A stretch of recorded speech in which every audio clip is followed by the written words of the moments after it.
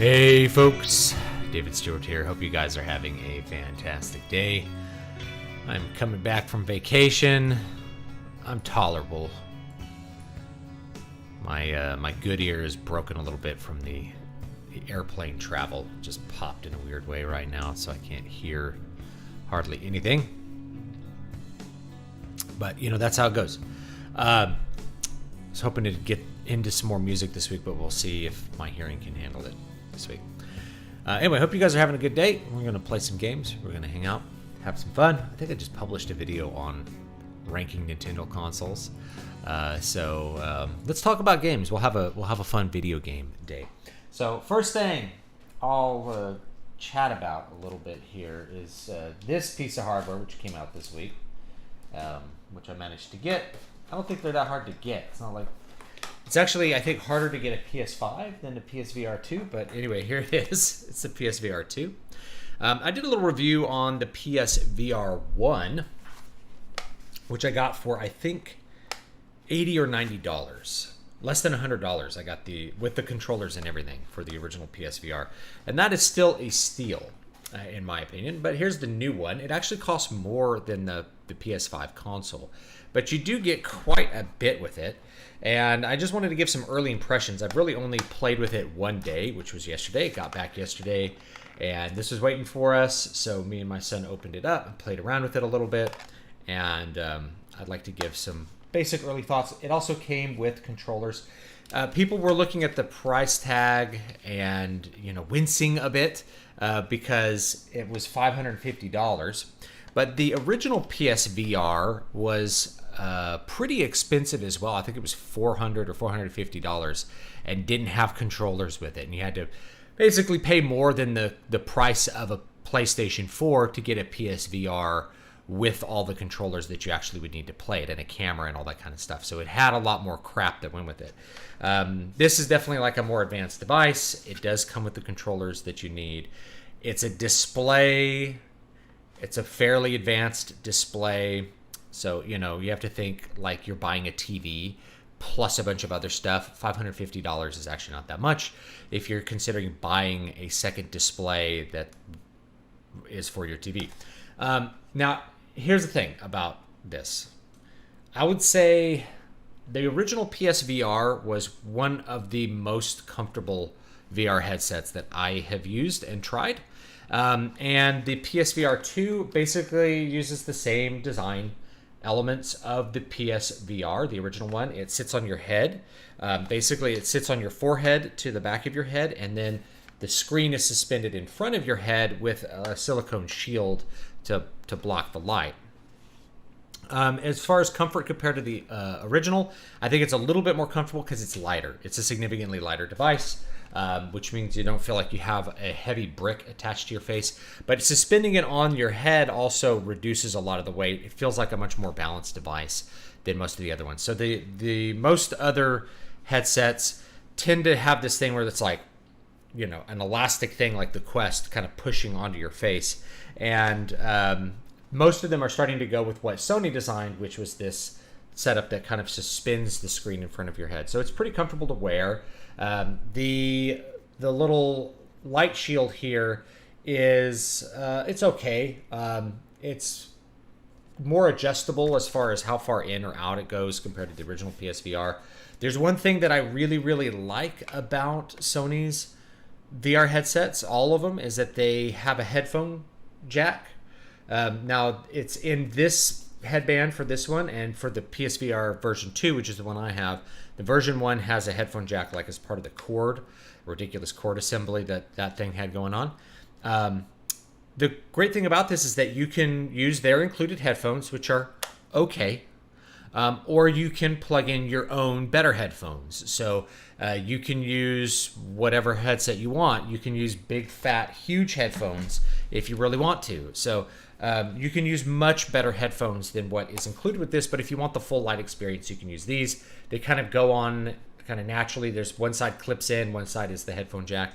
But giving you the option to use your own headphones really is a good thing, I think, in general, because people like to use their more expensive hardware, or if they just want different sound or different speaker arrangements, they can do that. It's really up to the consumer. Like one thing I might actually look for is like a zero latency bone conduction system coming out of that headphone jack with like an amp and stuff.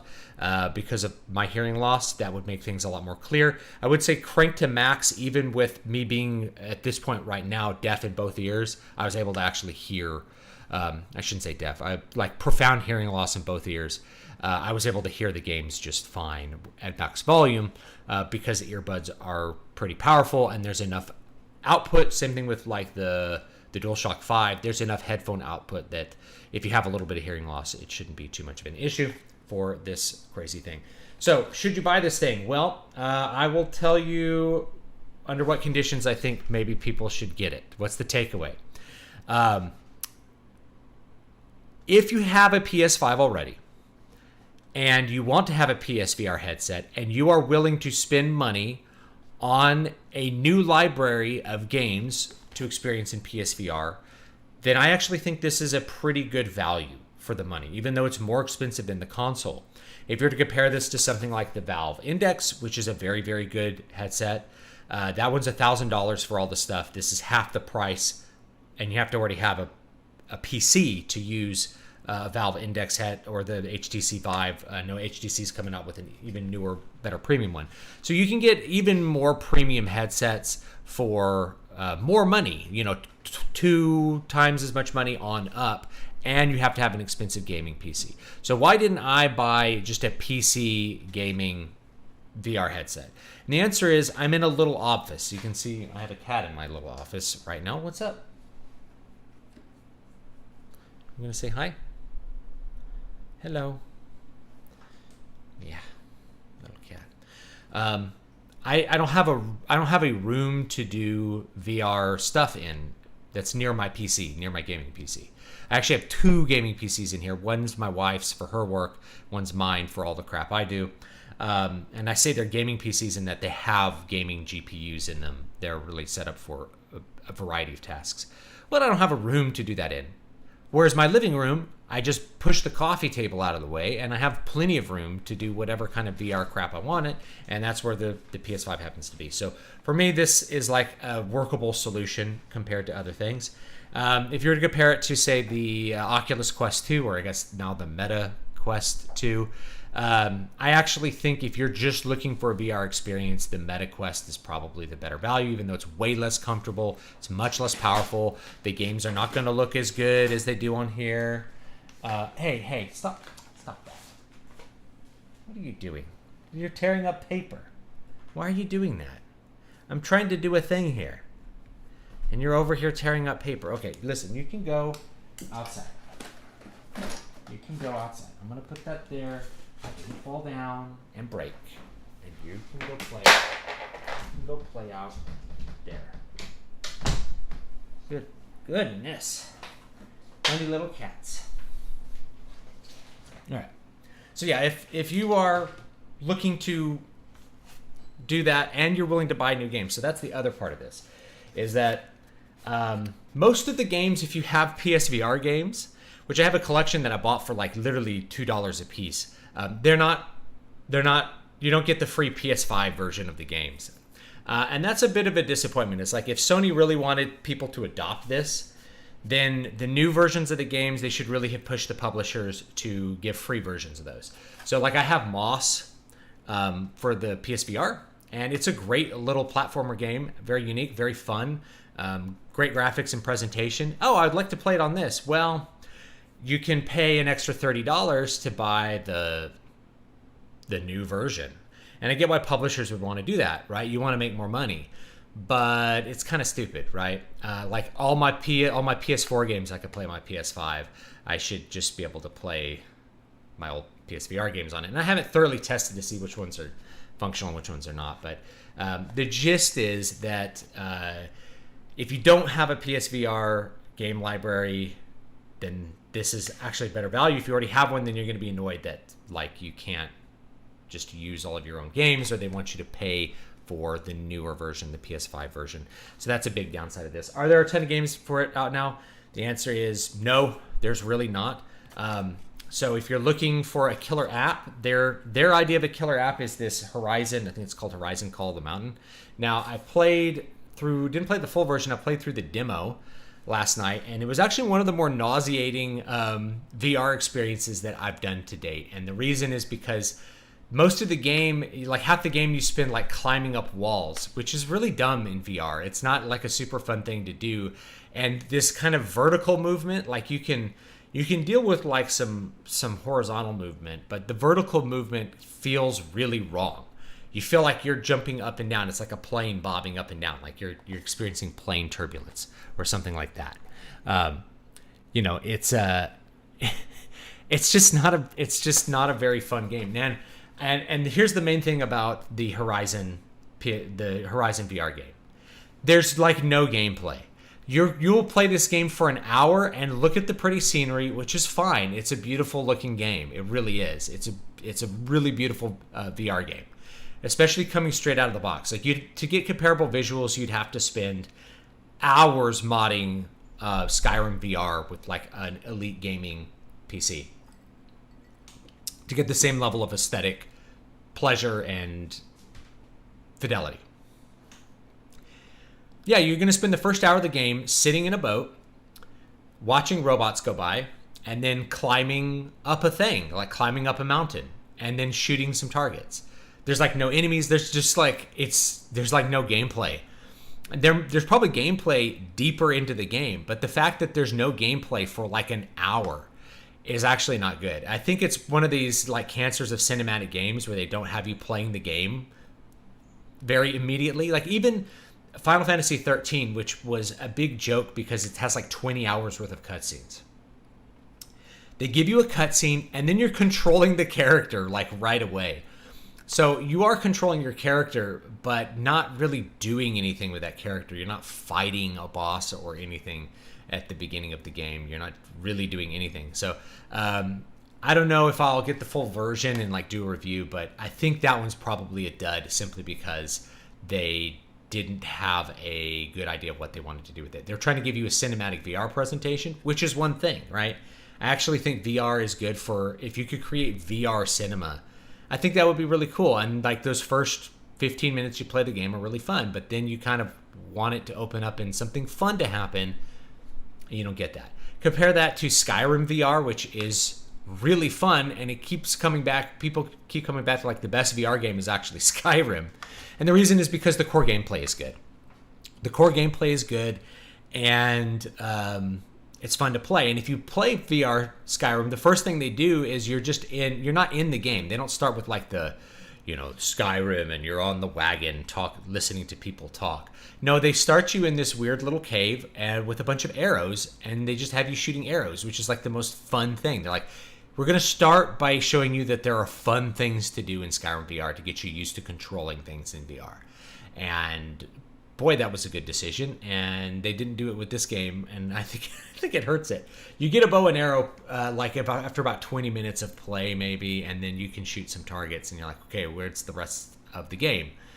The dialogue's also pretty bad, but that's a whole nother story. Let's take a look at the chat and see what you guys have to say about it.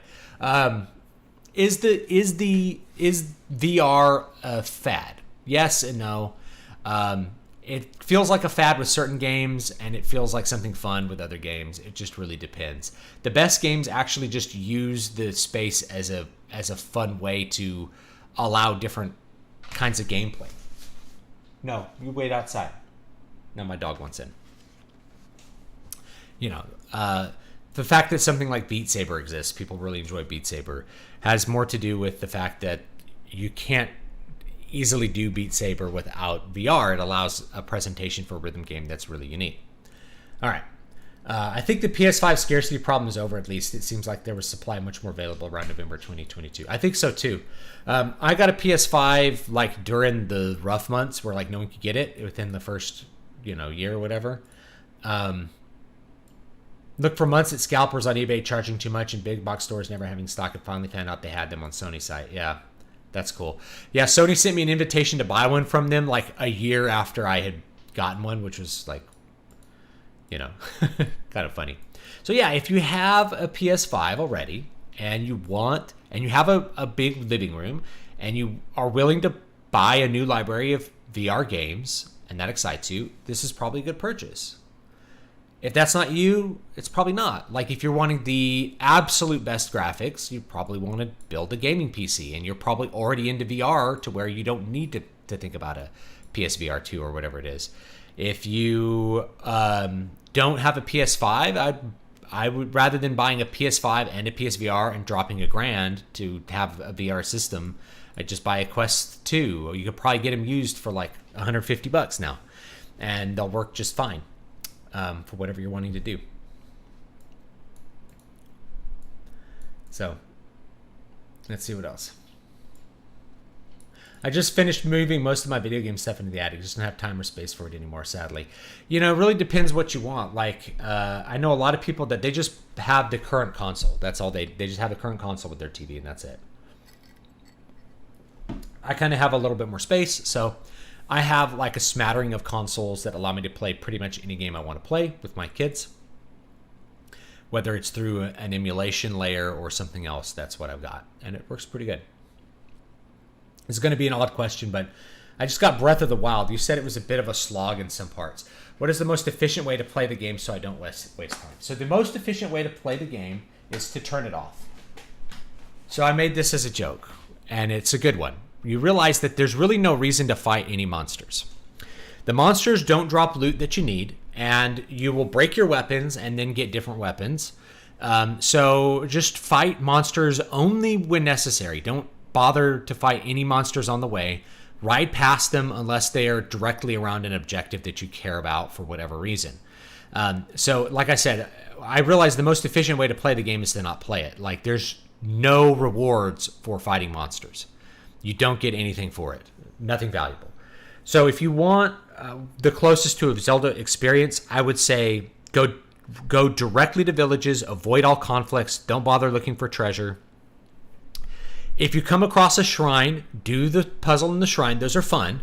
So if you come across a shrine, do the shrine puzzle. I probably wouldn't even seek them out because, you know, you can use them for more hearts or something to make it easier to do the final boss. There's videos you can look up. You can just go fight the final boss like right away with like no health. And if you're good, you can kill him Dark Souls style. You can like kill him without getting hit. There's 4 beast dungeons. They're little mini dungeons. You can do those. So I would probably say go seek those out. Go to the villages, seek those 4 out, finish those, and then go fight Ganon. Like, go to Hyrule Castle and do that. The game's really huge, and it's mostly empty space, full of monsters that don't give you any rewards. So if you come across monsters, if you can get a horse and just ride as fast as you can past all of the monsters, just ignore them and run away from them is probably the fastest way to do it. Maybe if you come across a tower that's easy to climb, you can climb the tower and do that, but you'll get bored of doing that after a while, so you won't even care about the towers after a certain point in time. You don't really need the map to go around because there's not that much to find unless you're trying to, say, go through every single shrine and do every single puzzle, which, you know, you can do. So yeah, I do the four beast dungeons and then go fight Ganon, and that'll be a pretty good Zelda experience. You'll get sidetracked along the way and things like that. Unfortunately, it's a game where, unlike Skyrim or any Elder Scrolls game, where there's no, like, playing efficiently means something different. Like, it's fine if you're playing Elder Scrolls to be like, I'm going to go explore this mine.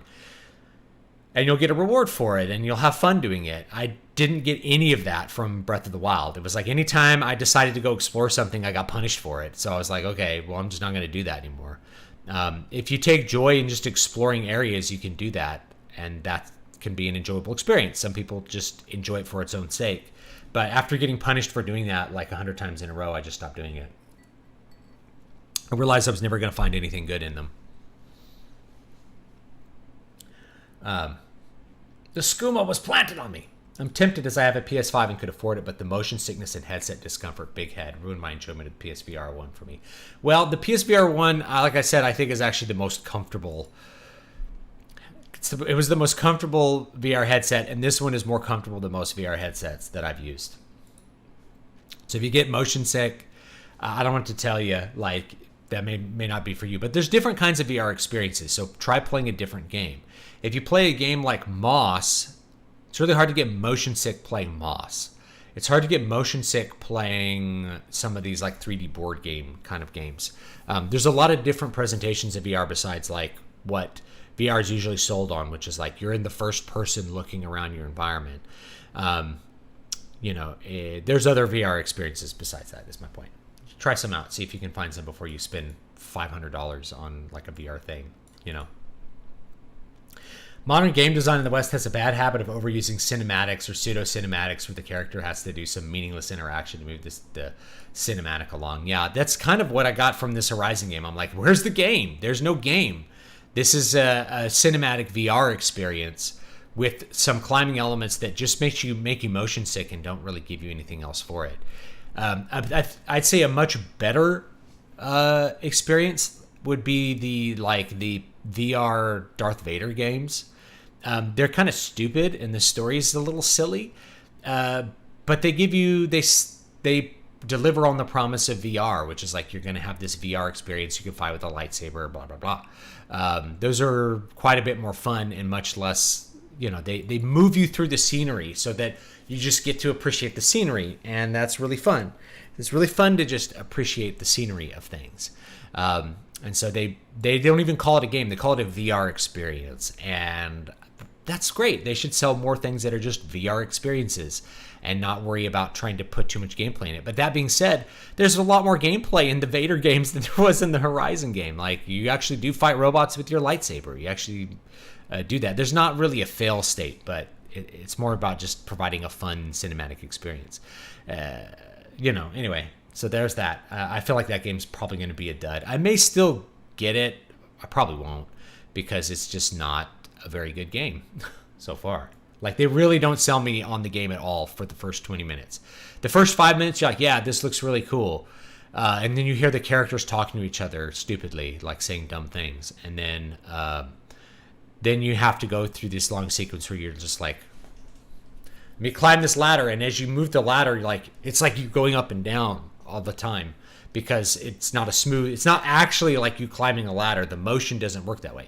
So you grab it to move yourself up, and like it shakes and moves in different ways. Not at all like what it would be like to climb a ladder. And also the visual input of there's vertical motion, but you're standing still on the floor is really kind of sickening.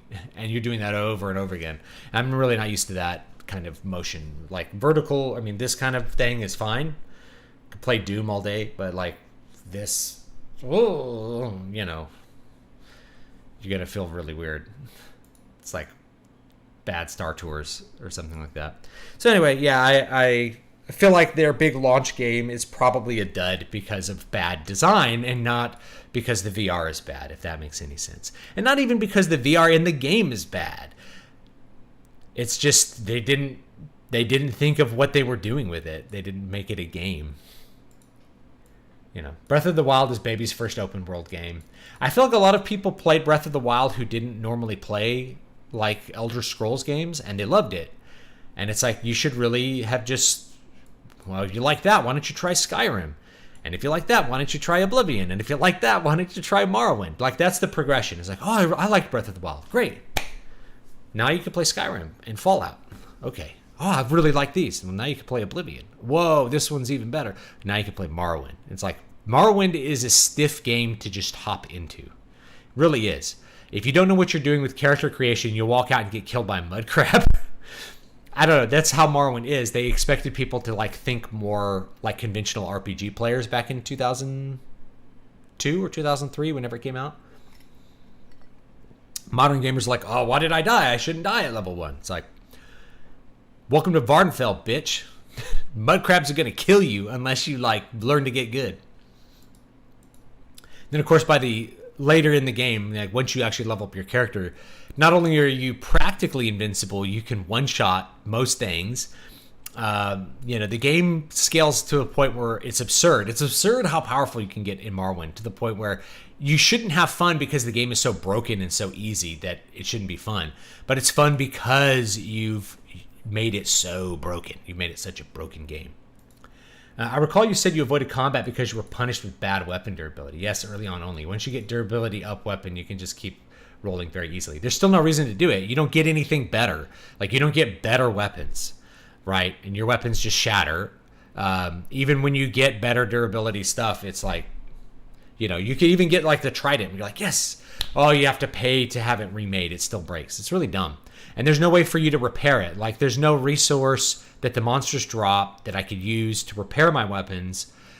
Instead, and then you're always managing your inventory. You're constantly opening your inventory to like eat food all the time, or throw out weapons because there's too many, or, you know, it's just a really dumb design. It's very bad. It's one of the worst. You don't really get better weapons, you know? Like, maybe after 20 minutes, maybe after 10 hours of play, you find better weapons. But after a certain point, you really don't. And like, the random monster spawns are not going to give you better weapons. They don't. Like, that's just false. But even if you get a better weapon, you don't want to use it because it's going to shatter like glass. Just an awful design. One of the worst things about it. But that hid the fact, you know, people are like, oh, it made you improvise. Yeah, it did. And that's kind of cool. I enjoyed that the first 10 or 15 hours I played the game. It was like having to come up with new ways to kill monsters. That was actually really fun. The problem is, that's all there was. And you don't really get anything else after that. Yeah, so at the end of the day, like, they needed to significantly revise the design of it. And the world was just empty. There was just nothing in it. You know, yeah, you can climb to the top of the mountain. It's like, climb to the top of the mountain and there's nothing there. Great. You know, or there's something very small. It's like, isn't that cool how there was just like a little nut guy at the top? It's like, okay, I guess you think that's cool, you know? Versus Skyrim, where it's like, oh, there's a skeleton and a diary, and he tried to turn himself into a lich and failed or something. You know, there's like a much deeper world with the Elder Scrolls. And so that's what I'm used to. Like, I'm used to a deep world that is full of fun things to find when you explore, rather than nothing. With kind of pretty architecture rendered with a low quality style, I guess. Like I don't know what to call it. What do they call it? Cell shaded? The cell shaded style. It's okay. It looks okay. Breath of the Wild definitely looks very okay. But it looks worse than a lot of other games. I mean, you could get a better experience playing Genshin Impact for free. So if someone's like, well, I might try Breath of the Wild, I might try it if you get it on sale. Or you can play Genshin Impact for free. And it's actually a better game. By a lot. I hope Tears of the Kingdom can fix most of the issues. I don't know. I probably won't buy it. I mean, I don't know. I'll probably buy it eventually. I have no interest in it. I have no interest in a Breath of the Wild sequel at all. What are your thoughts on the Malazan overall and the magic in it? I like it. It's one of my favorite modern series because it's just really well written for what's there. There's bad things about it, or things that I don't love about it. It's essentially asexual in that, like, men and women are viewed as interchangeable cogs with equal abilities, which, I don't know, is silly. But then that gets discarded at other times where, like, you have the, what are they called? Not the Trell. Karsa Erlong's race, where, like, they go around raping each other and stuff. You know, where the women are obviously, like, powerless. Anyway. It's good. I like the magic system in it. I like the magic in it. It's very systematized, but there's still a lot of, like, involvement of the gods and things like that. There's a lot of deep lore. There's a lot of deep history to explore. All of that stuff has an impact in the overall story. I think the idea of, like, an overall objective to the plot, there really isn't one. Until way late in the series, you just kind of enjoy each individual book and kind of what's going on with those things. So yeah, overall, I think it's really good. It's not going to be everybody's cup of tea. I like the first half of the series much better than the second half of the series. I don't know if I'm alone in that. I don't know if that's like a consensus, because I almost never meet anybody else who's even heard of it. But yeah, I like the first 6 books a lot, and the second 6 books are okay. At least it doesn't get too bad into like the Robert Jordan middle books are bad kind of thing. Like I don't think the middle books are bad and they stall out in any way. The middle books are when you start to have some sort of objective for, I think, book 10. So I think, how many books are there? And the main series, I think there's 10 books. And I think book 6 or 7, The Bone Hunters, is when you start to get really an objective with like saving magic. I think saving magic from the crippled god or whatever. It's pretty good. Gacha makes everything worse. But even with the gacha mechanics, Genshin Impact is a better game than Breath of the Wild. Even with the gacha impacts, you're going to have more hours of fun playing Genshin Impact than Breath of the Wild, in my opinion. Right? Everybody's different, right? Gacha things actually ruin it. Yeah, they're bad. Would it be better without gacha? Absolutely. But it's a gacha game, and even with the dumb monetization strategy that I don't like, it's more fun. You can, if you're clever, also not give them any money. I know how to, I don't know, I'm like game the system. I know how to work with those systems in a way that you can play the normal spectrum of the game without giving them any money. A sequel that reuses the same map but somehow is worth more than the original game. Yeah. Breath of the Wild sequel. Yeah, I played a bunch of games like Moss that I could tolerate. They were cool, but I guess I just think the main attraction of VR for me is being mainly first-person games like Ace Combat or Skyrim. Yeah, and I get that. That's like that's what we've been sold as VR for 30 years. Like the idea of VR is like, it's like you're in a different reality. And yeah, versus looking at the display and the arrangement of it as a way, as a display type, a way to allow the player to interact with their environment and visualize their environment in a different and more enhanced way. So if we're thinking broadly about VR, I think experiences like Moss are awesome because they just take you out of that thing where like, oh, you have to create some sort of first-person experience. Think about how dead the first-person experience is in modern games anyway. Like, games just copy each other. There's very little mechanical variety, not a lot of creativity. So it's great to have things like Moss, or what was this other one that I played? There's even some two-player games. We played one where, like, one person... Carly and the Reaper? One person controls a character on the TV, and another person is doing things in VR, like doing different things in VR to, like, help the person play a platformer. It's a weird setup, but it's very creative, and it's something really outside the normal way that you would present things. I kind of feel this way about things like the 3DSs. The unique hardware kind of opens up possibilities for ways that you can visually experience games, ways that you can play them. Even the Wii did this, though I think the Wii's problem was the motion controls really just didn't work. Like they weren't ready. They even shipped a new controller that improved the motion controls because they just didn't work well. They tried to put motion controls into things that were older style game design. Like, I want to jump. Well, you got to shake your nunchuck to jump. Like, that's stupid. I want to press a jump button that performs the action that I desire in a certain way.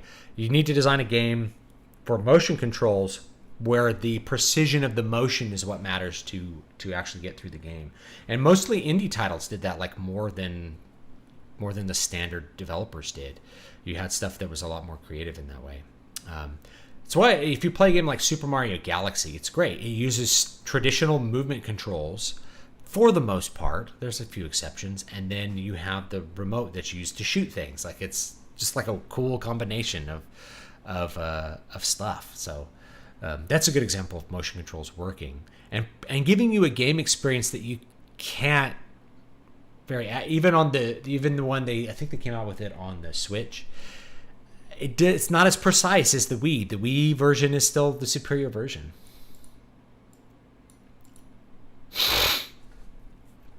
There are people talking about a new Lord of the Rings trilogy to be inclusive, but I'll just keep watching. Yeah, it's like more Lord of the Rings movies in the works. It's just more a sign of our dying art and culture that they just remake the same crap over and over again. There's been like 30 MCU movies, and only now are the fans starting to go like, I'm tired of this and I think they're bad. Right? Like, people have been trained to just consume the same garbage forever. We've had Star Trek movies for like 50 years. These old franchises that they just won't let die. They won't come up with anything new. Lord of the Rings, they will milk it until nobody will pay to see any more Lord of the Rings. That's what they're going to do. That's what they're going to do. So, hey, just expect it. Expect it. Keep Talking and Nobody Explodes is another good novel VR game. I'll check out both of those. Sorry, David, I got your email. Forgot to check the spam folder. Thanks for your help. You are welcome. You are absolutely welcome. Yeah, and gacha always does make things worse. There's no scenario where I can think gacha improves a game experience. It always lessens it compared to, like, imagine if Genshin Impact was like you just got characters by doing the story and then you could mix and match them. That would be so much better. Even if they charged up front, hey, it's $60 for the base game, and it goes up through like whatever that little China land is, and then they just sold a bunch of $10 expansions. People would still, like, it would be a much better game. But I think it might make them less money because they're chasing the whales. They're chasing the people who want to pay $100 to like get the new character that's slightly better than the others and pay to like max out his weapon and all that kind of crap. But I guess the good news is I don't think you need to do that to complete the game. I think they do provide easier stuff.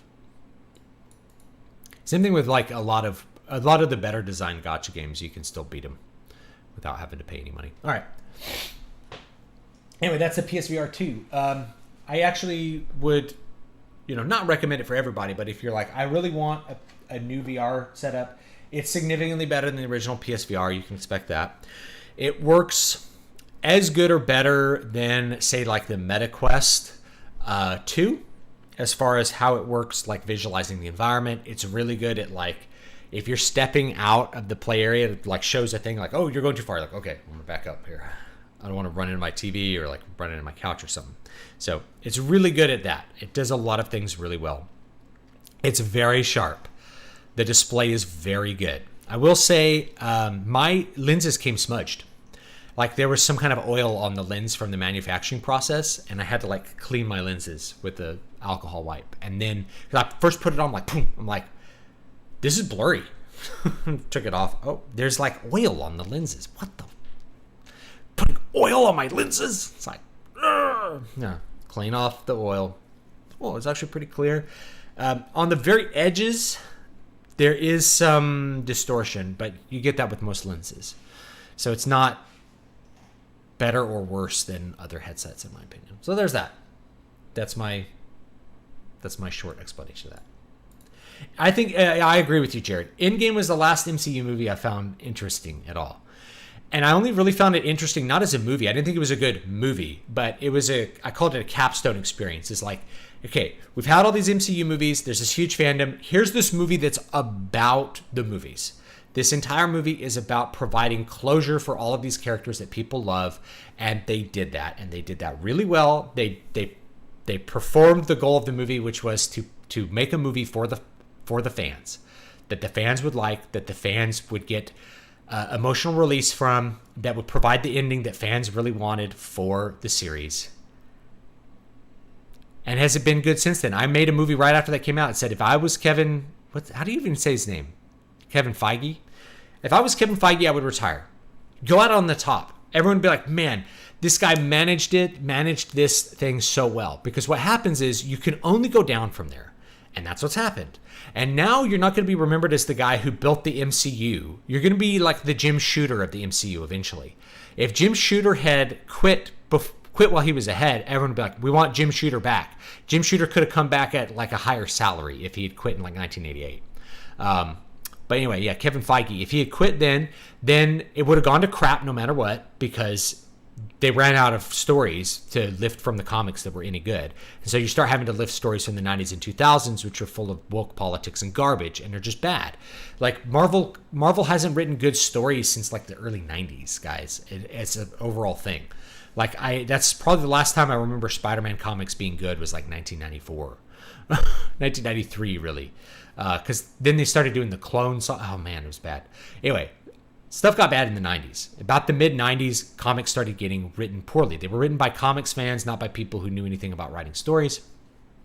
And they just went to crap. And so now you're going to be making the shit stories from the 2000s because you don't have anything else to make that sold like, 5,000 copies, which is not enough for, really anything like culturally. 5,000 copies is like, Voices of the Void sold 5,000 copies. And I'm a nobody. Like, if I could sell 5,000 copies, like Marvel, you should be, when Jim Shooter was in charge of Marvel, they sold 100,000 copies of every title, and sometimes 1 million per month, not total. Like, each issue was 100,000 copies at least. That's insane. And to have such a big decline. So anyway, you knew it was going to go bad. Then he could have, after 5-6 years, he could have negotiated to come back at like a massive salary increase to save the franchise. And then he, people would have bought onto it for a couple years and it would have kept being crap. But you would have had the Star Wars effect where people believe very hard that the new thing is good. And so it's actually good to them for a couple years. And then the interest falls off because it's actually not very good. All the people who thought Force Awakens was really good, they're not sitting around watching Force Awakens. They just forgot about it.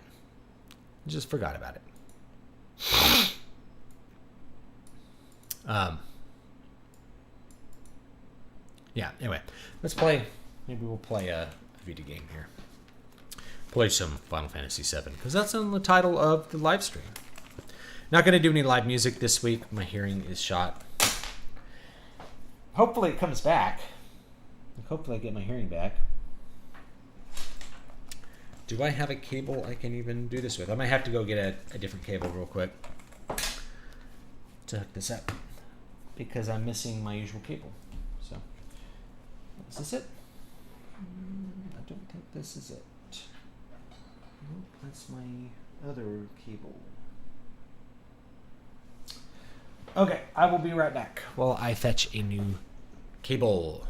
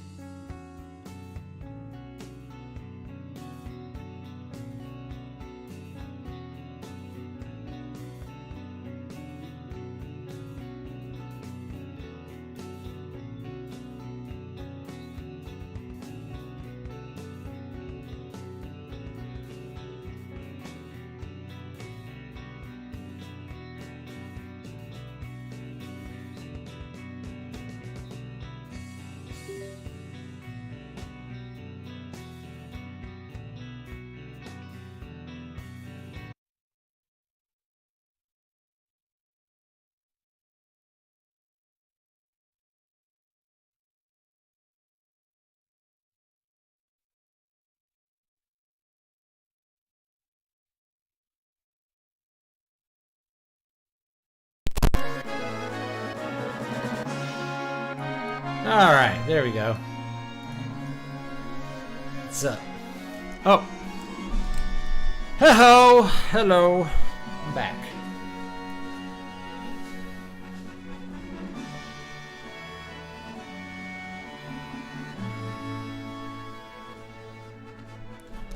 Alright.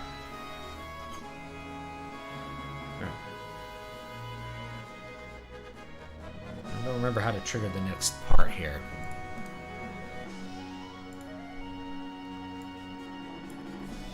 Thought I needed to go here, but maybe we can talk to this guy again.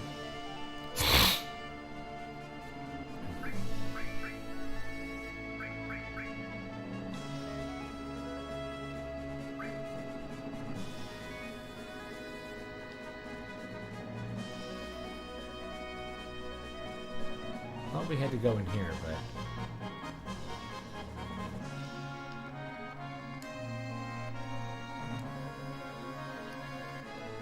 yeah.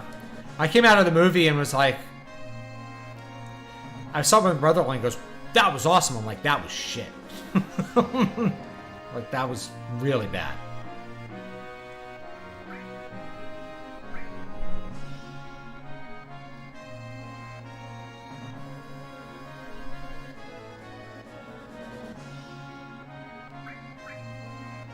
I don't care about the chocobos. I think I need to fly somewhere.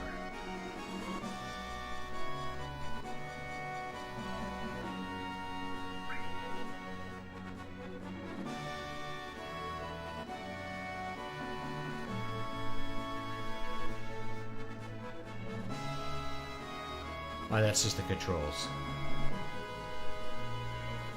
Yeah, I thought we went to the conference room for this.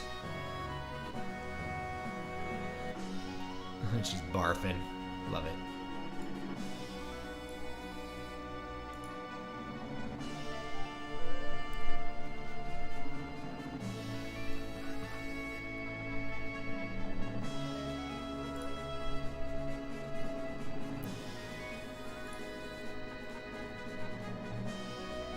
Let's see here. Where am I at?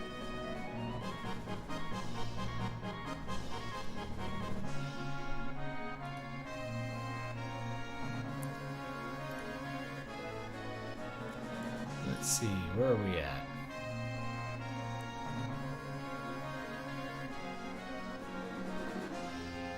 I think we need to go to... No, we just came from there, right? Medial?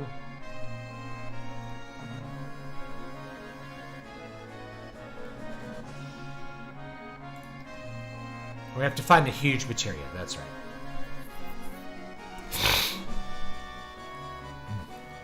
The fan theories about Kylo and Rey switching sides were more exciting than the actual films. Yeah, you set up a bunch of things with a bunch of possibilities, and, you know,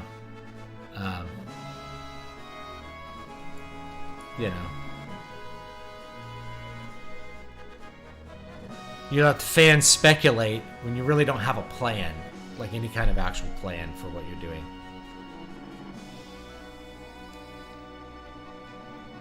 Yes, let's take off.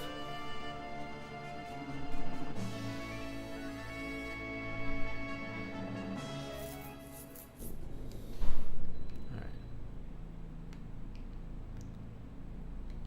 This goes forward. I think we're going to Mount Corel. There's Fort Condor. I think we can do that one next too.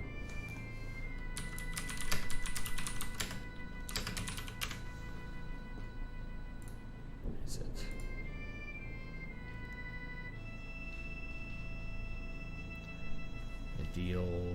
I think we're going to Corel. It's over on the other continent.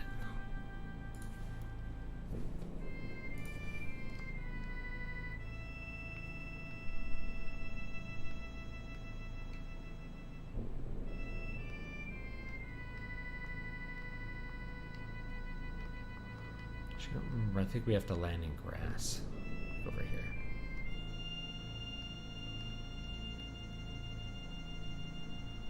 Not even a chocobo can make it across. Oh, I need something then.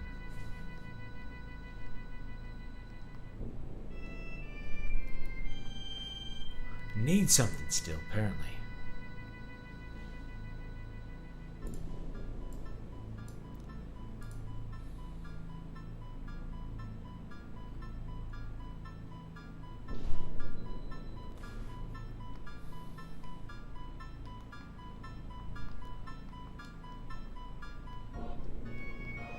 Going through here? I don't remember. If Ray and Kylo switched sides, it would have salvaged the trilogy. Somewhat. It would require a modicum of creativity and daring from the writers.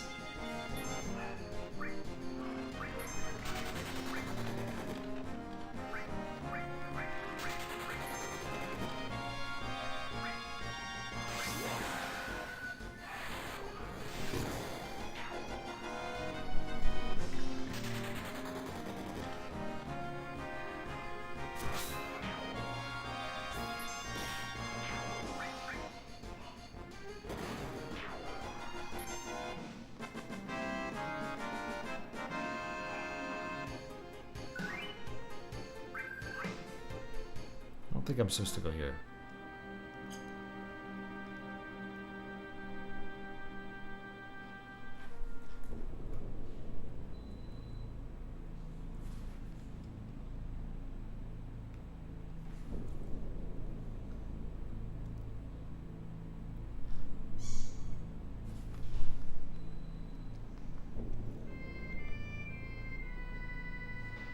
I think it is over here. I think it's this. Is this it? Let's find out.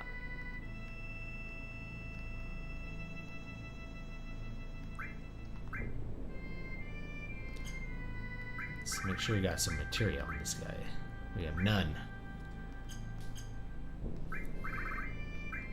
Make sure I have all the material off. Oh no, I got it off. I got it off here.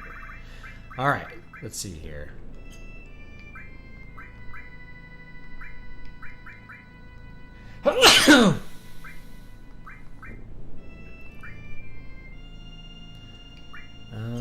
Let's see.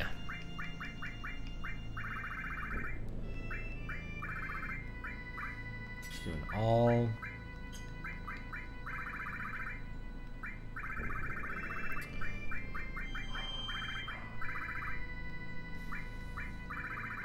Whichever one I like to use here.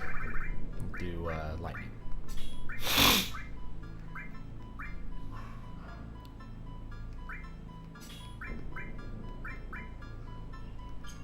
Got a lot of materia here.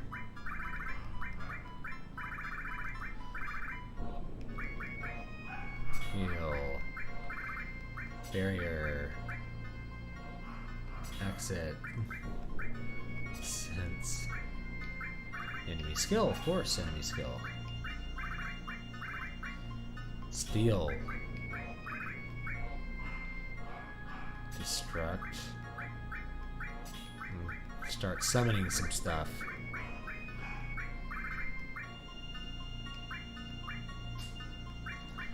Level that up. Anything else we want to level up? Time. Alright. Quick question, but what's the average size of book covers? Is it 5x9? 5x8? Well, the average, let's say typical instead of average. Average is when you add all the numbers together and divide them, you know? So typical, here's a 5x8. 6x9 is your typical trade paperback size and hardback size. 6x9 versus 5x8 to show you both. This one's 6x9. This one is 5x8. Let me put it on my camera. You guys, can you see it in the tiny little corner there? Let's see here. Where is it? There we go. All right. 5x8, 6x9. These are the common ones. Those are the two sizes I use. You will find mass market paperbacks in various sizes, including like 4.5 by blah, blah, blah. But 5x8 is going to be a little more common now. And 6x9 is probably the most common because it's a good trade paperback size. If you're publishing a book, I recommend 6x9 because it will be cheaper than a 5x8 since you're charged by the page and not the cut size for most print-on-demand applications. Missing stuff. Restore all. Skill Earth. Comet. Let's do... Elemental. Do I have an elemental in here? Earth. Throw. No, we'll do that.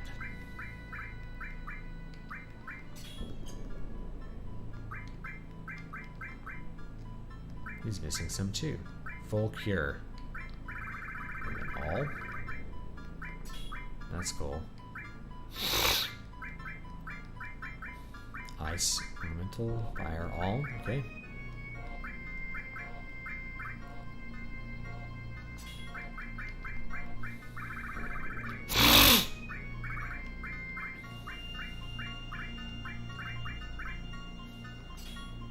I don't know. We'll just try some of these out.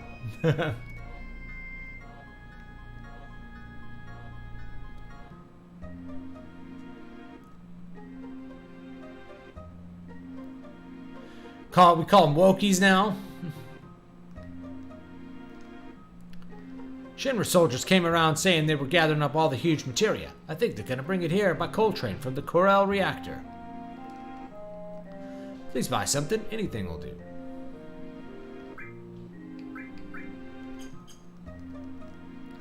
I'm gonna walk out and save the game. Virtually the only way to make a Mary Sue character not insufferable is to suddenly make her the enemy halfway through the story, and then the protagonist and audience unite in destroying her.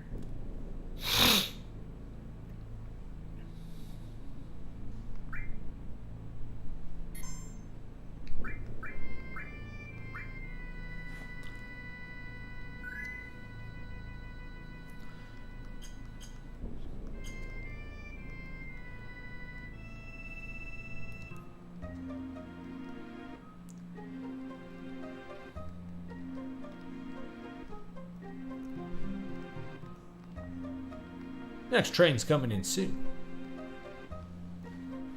I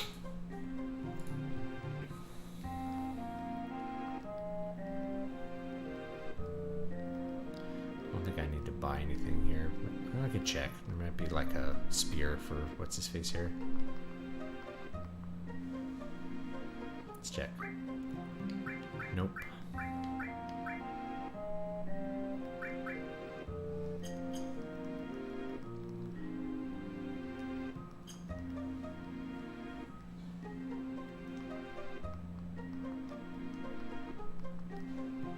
Because no one will have any fun anymore now that the gold saucer is closing. Yay, what do you want to play?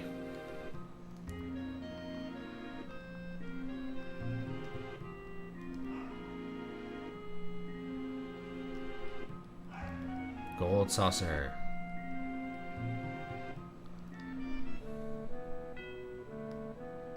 I'm taking a train up to it.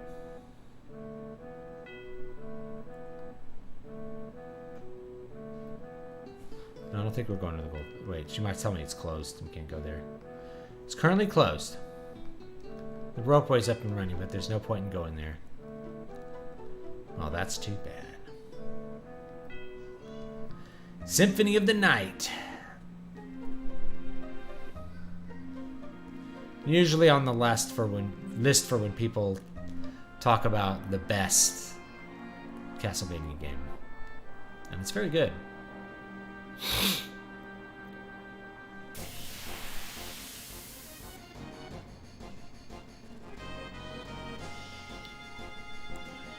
Ooh, a bomb.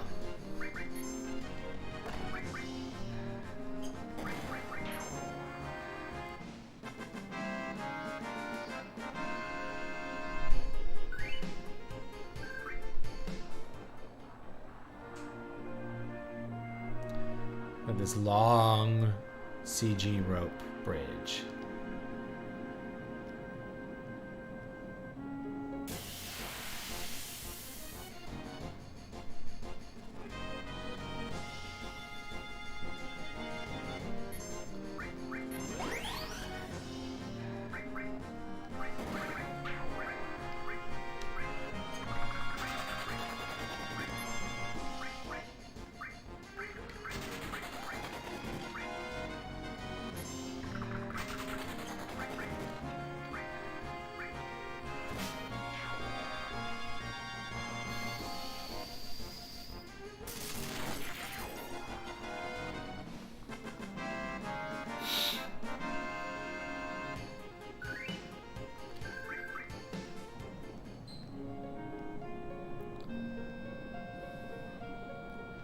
does this go? To nowhere, I think. Oh, maybe not. It goes somewhere here.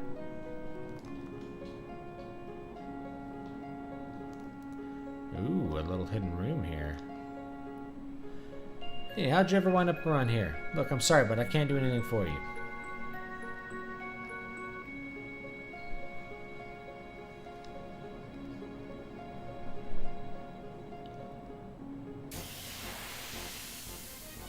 More combat here.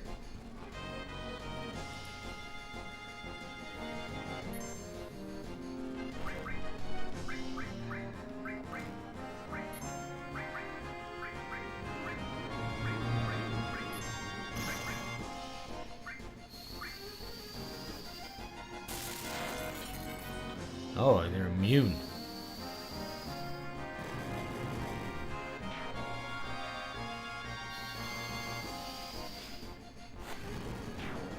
There we go.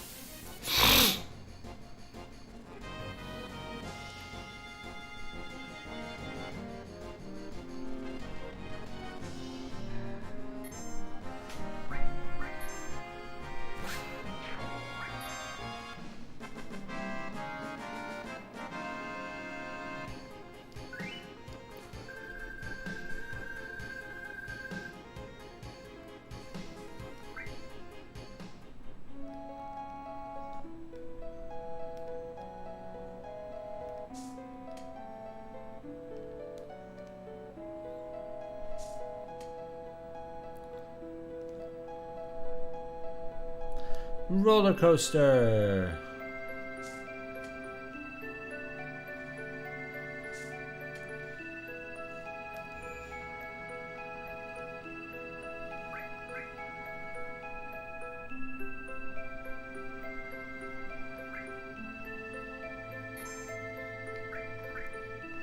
I like Wokies. I think Wokies. Because we should call them Wookiees. Wookiees and Wokies. Hairy women. Fat, hairy dwarf women. Little hairy dwarf women.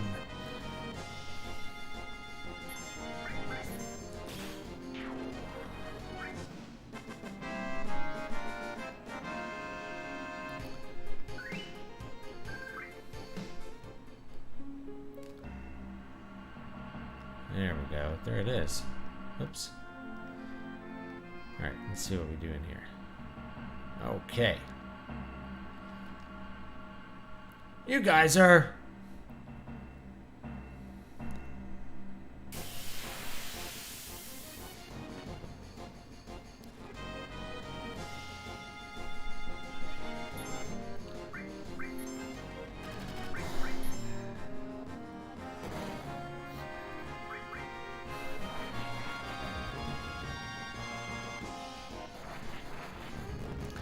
shooting little flames at him.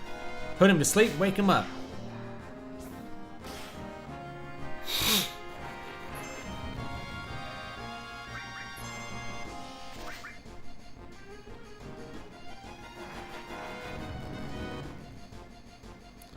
Put him to sleep and wake him up. Be woke, be broke. Yeah, get woke, go broke is not... The reason it's a cope is because people think that, like, it's like the big corporation is gonna lose money. They don't care. But wait! Damn! Oh no, a train! There's the train with the huge materia. Looks like they're taking off with the huge materia in that train. I don't know what accent he gives it. It's a different accent every week. No, you damn boneheads. What are you gonna do? Huge materia. Hey, do you know who I am? I'm Sid, that's who the hell I am. Now just let me handle it.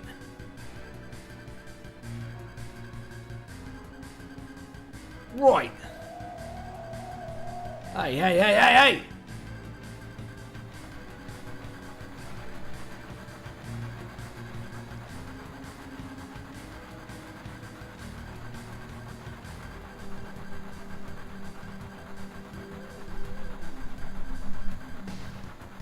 How can they even drive this? Don't ask me, I don't know. What? Don't worry, I can handle this kind of stuff. 2 levers, one on the right and one on the left.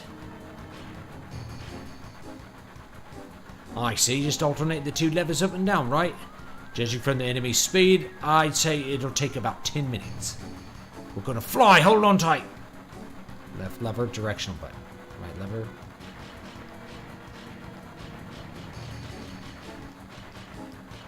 What's up? Hope you had a good trip. Thank you, I did. We actually went to Disney World. My mom wanted to take us there. That was a whole thing.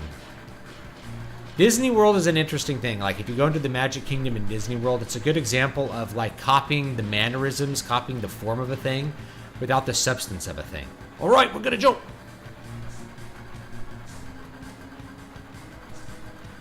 You know, it's made to look like Disneyland, but Disneyland looks the way it looks because it was grown over time by necessity and limited space. So it's a weird, it's a very weird thing. I'm very familiar with Disneyland because I lived in Southern California. But like, Disney World is weird. It's like Disneyland, but it's missing, it's missing something. It's missing the charm. Well, it doesn't have the density of Disneyland because Disneyland is just a different, you know, it was built up over decades, like packing more stuff into a smaller space.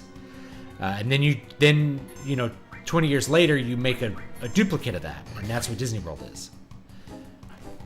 It's like duplicating a thing without any of the things that made it the thing. It's like playing, learning jazz and playing the same solo you heard on a Charlie Parker record as like a solo.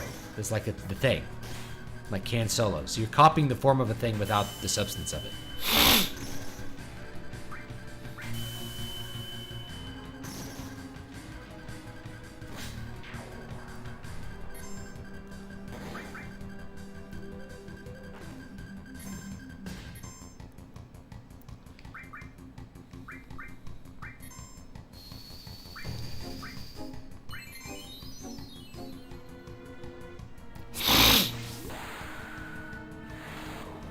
I always imagine Sid having an Australian accent. Well, I could try it. I'm not good at Australian.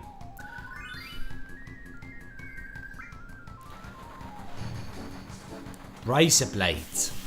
Yeah, I'd have to practice all. I haven't done Australian accents. Like, I've never practiced them, so probably sound really bad. We'll just make them from East London. That's easy. Wow. Let's try regen on our guys here.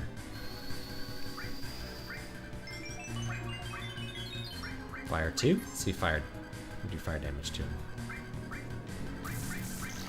Bolt 3. Let's see if that... That's probably going to heal him. Alright, that didn't hit that hard. Let's see if this heals him. Nope, hit him pretty hard.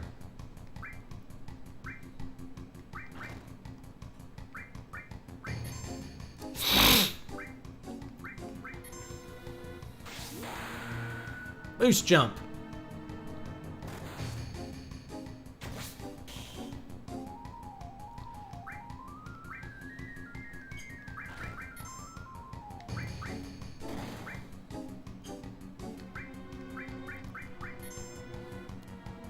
I could use Comet on him. I keep forgetting I have Comet. So I have to get through this area pretty quickly here, I think.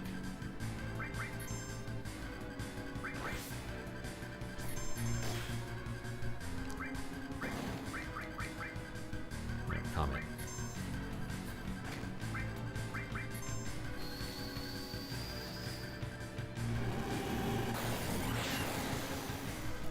Well, it still didn't kill him. There we go.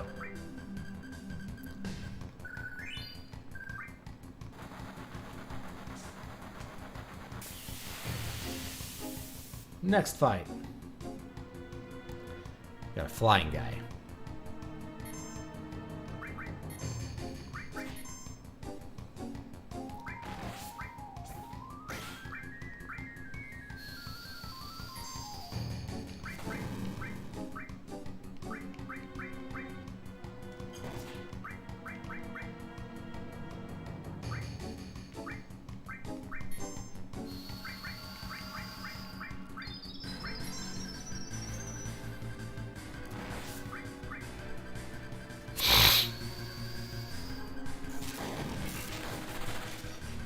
Oh, there we go. That does some good damage. Nice, mate. Haven't watched Crocodile Dundee, mate. It just falls back to East London.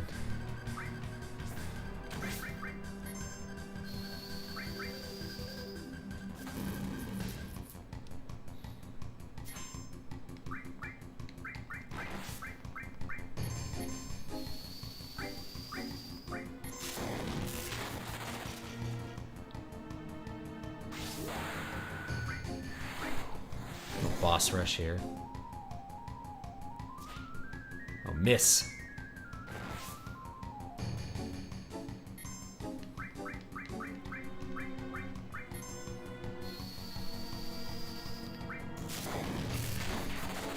There we go. He's almost out of magic.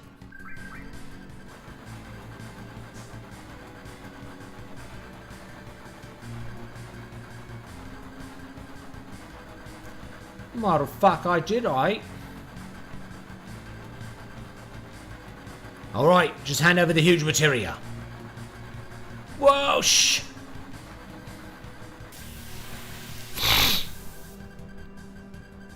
And if you say raise up lights, it's like razor blades. Same as saying razor blades. Alright. Kill this guy quickly.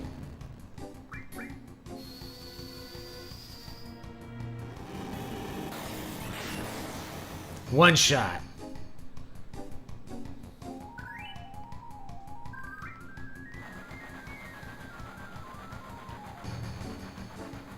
What? You got guts coming after me. I'll never forget you. Got no time for that now. Forget about the huge materia. We're the ones in deep trouble. I know already. Just shut up and keep quiet. If we'll keep this up, we'll crash right into North Corel. Let's say if we alternatively use the levers to accelerate, it should break if we move the levers up or down simultaneously.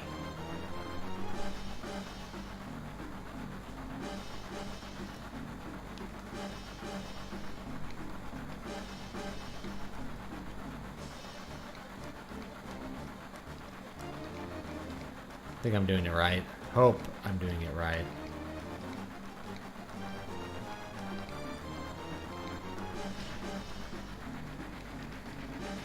Hey, it's not working.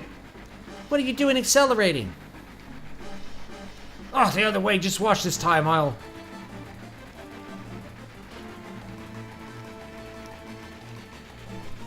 Hey!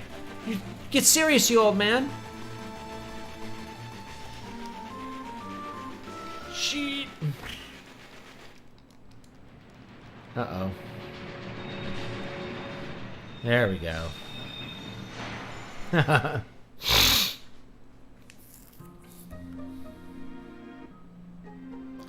Received key item, huge materia. Alright. We did it, and we didn't even crash into North Corel. So I'm a professional. Sure, brave, I'm impressed.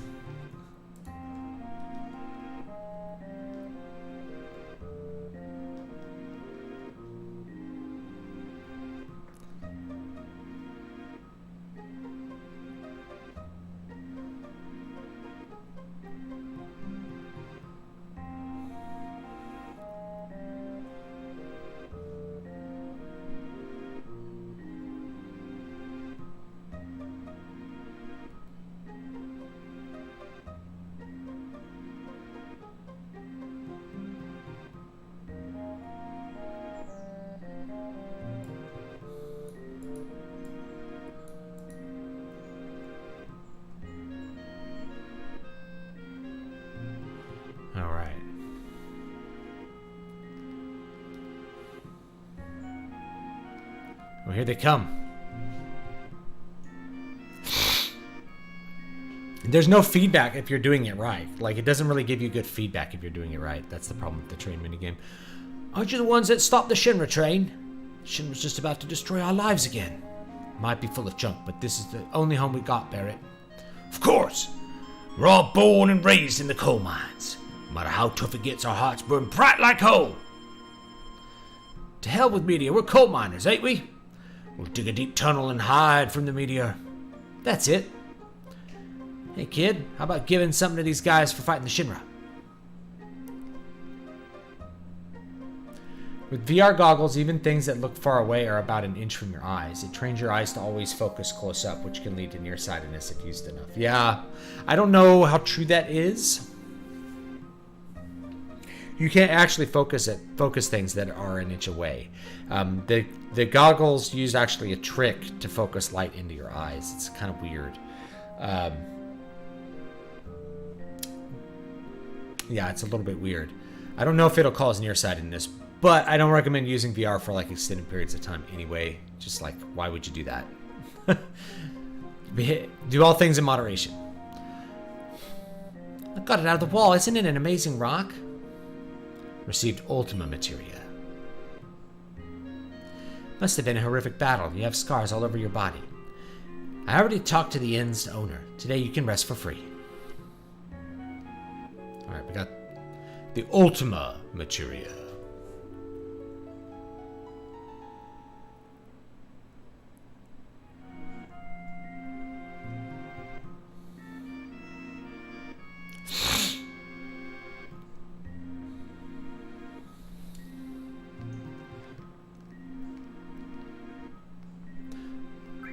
Oh, dang it. Alright, there goes $50. 50 gil gone.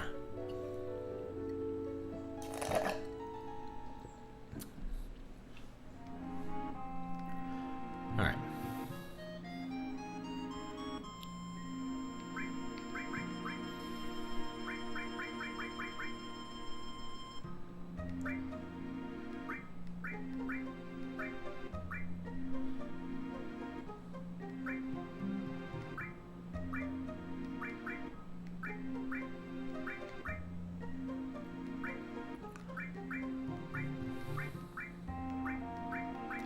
Ultima. Wow, it gives you -4 strength. That's wild.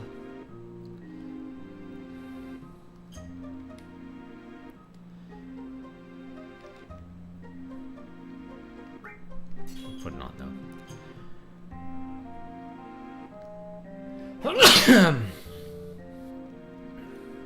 Man, I'm allergic to something today. Some kind of dust in here.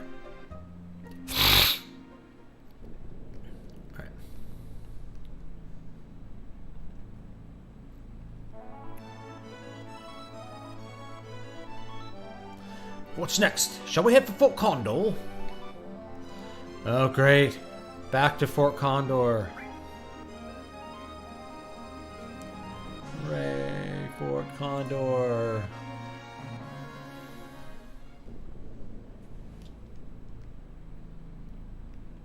Nope. There we go. I'm curious if white or pink noise has helped with your hearing, particularly when it comes to getting to sleep or having better focus. White noise, I just have super significant pareidolia with it, where I hear like rhythms and things. I usually use rain. But yeah, same effect, but it's like, yeah, either pink noise or rain.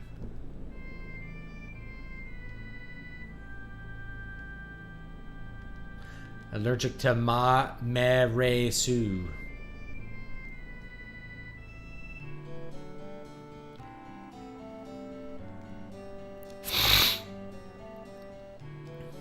Oh wait, no, this isn't Fort Condor. This is the Chocobo Farm. I don't need to be here.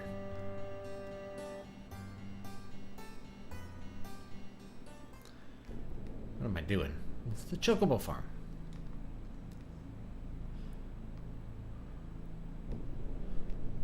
Where's Fort Condor? Is it down over this way? Oh, there it is. There it is. Can I land on this little patch of grass? That'd be funny.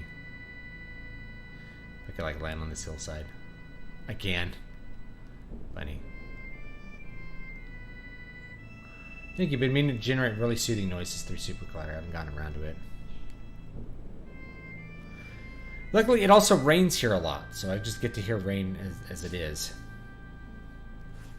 Which is kind of cool. Where am I? There we are.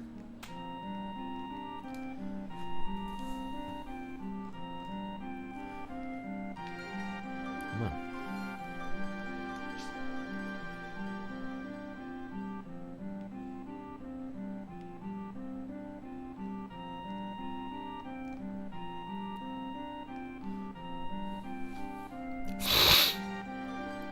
You've come at a good time. Shinra's changing its strategy now. It seems that Shinra will destroy the reactor and then take out the materia that's inside. Man, we're walking on dangerous ground. We can't lose now. If we lose here, all the materia we gather will be for nothing. Damn. Guess we have to protect this area too.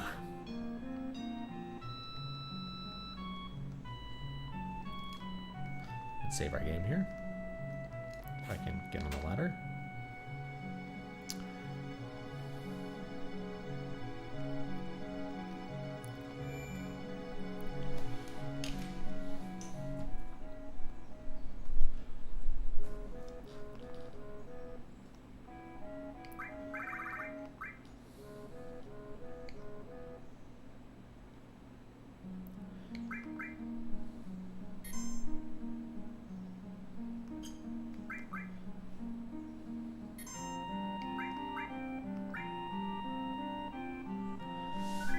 Water? Have you got any water? Water and butter?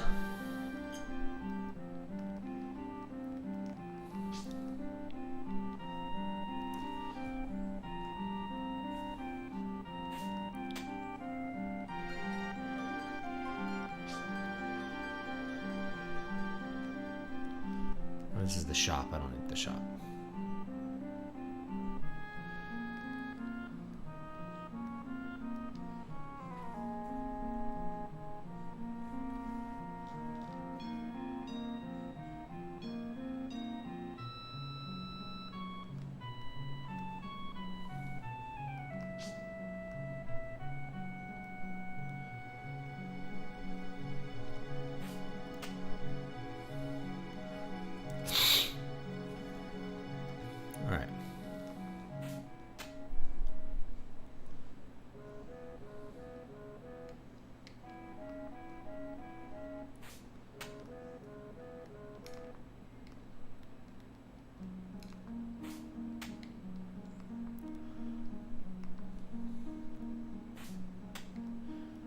Talk to this guy? There he is. The situation has changed. Looks like the enemy is set to attack. If we lose here, it's over. Our lives are in your hands. We're counting on you. This is the deciding battle. The enemy's numbers more than ever before.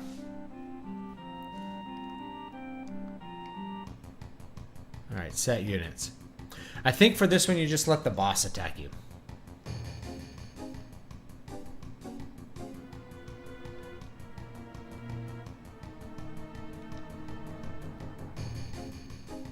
From what I understand, the new Lord of the Rings movies are going to be tied to the Peter Jackson movies and adapted from Tolkien stories that haven't been adapted yet. Doesn't mean they'll be good.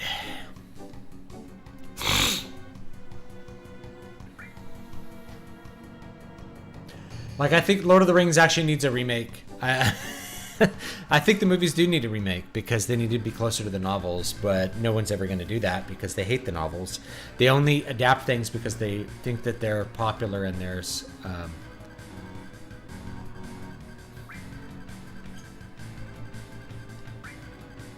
Yeah, start again.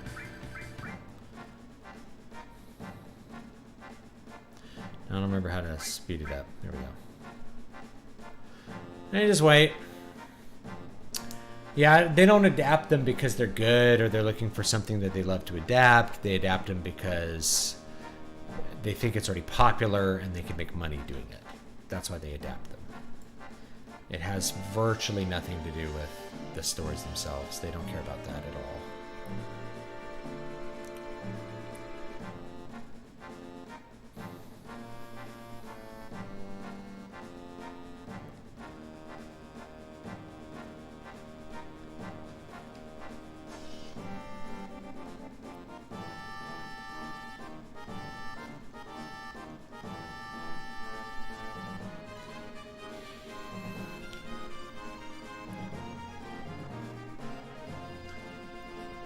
Well, hobbit lives matter.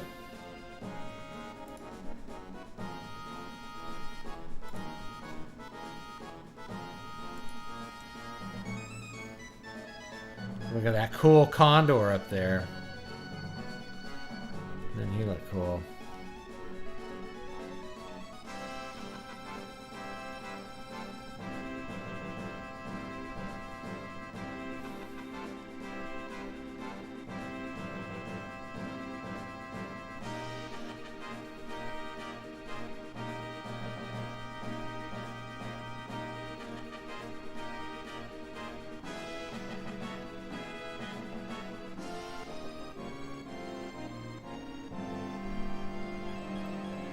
Warning! Warning! Warning! I think the Peter Jackson ones are the best films we can hope for. They're the best we can hope for.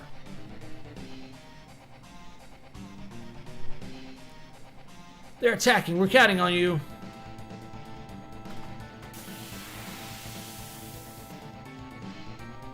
All about farming the normies. Let me tell you, normies like Avatar.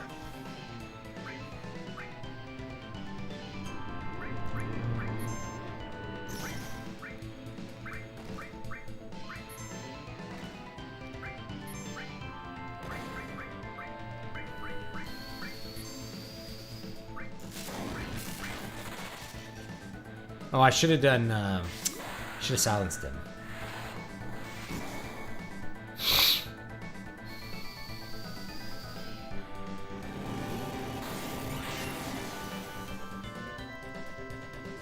Grand attack!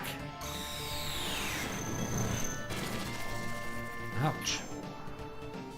But he died. Okay. Yeah, it's all about farming the normies. Normies like Avatar, even though they don't watch it. They watched it once in theaters and they're like, this is the greatest movie ever made, and they never watched it again. So they're quite happy to go to Avatar Land, pay money to go to like the Avatar Land at Disneyland, and to watch Avatar 2. You know, they love that stuff. They just don't, they're not like Star Wars fans. So the problem is we're thinking normies are like Star Wars fans. Like their level of fandom for Avatar is big, but they don't think about it. They don't spend any time thinking about it or talking about it. Like there's a whole bunch to talk about it. They're not like Star Wars fans or Star Trek fans. They're not geeks. They're just normies. Normies love Avatar. Yes, we did it. That was wonderful. Thank you. I doubt Shinra will attack now. Oh, maybe he does have an item to steal. I should have stolen something.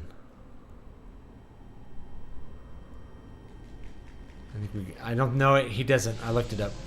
Forgot. I looked it up. Oh, whoa, the condor. What's going on? What? It died. And its egg hatched. That light just now. The condor. The eggs. What? Would you go outside and see what it was?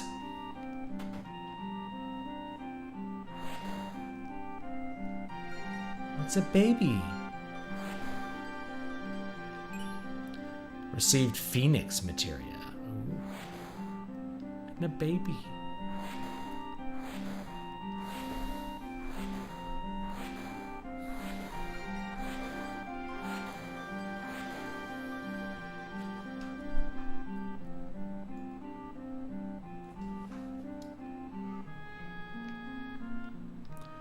That's cool.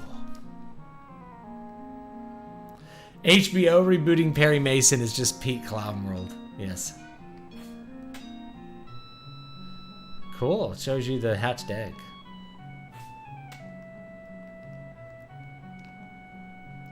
Gone. Be sure and report to my father, too.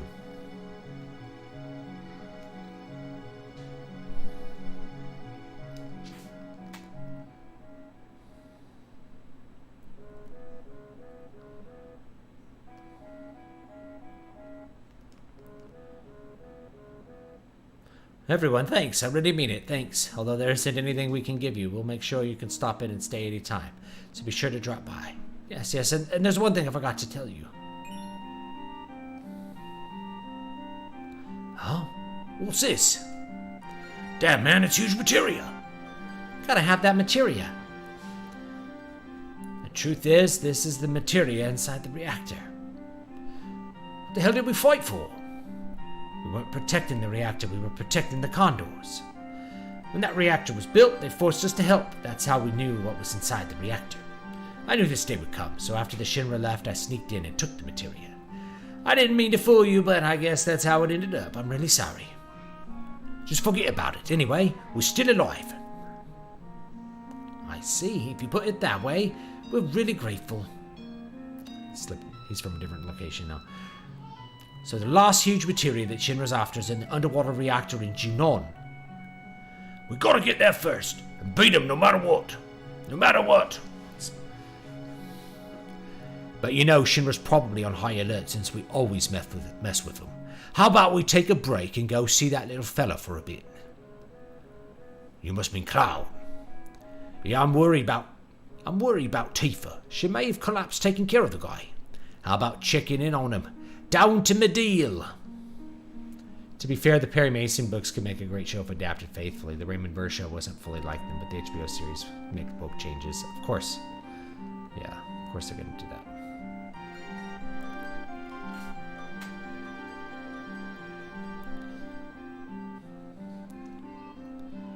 Rest up real quick. Hey, let's get some rest. Yo!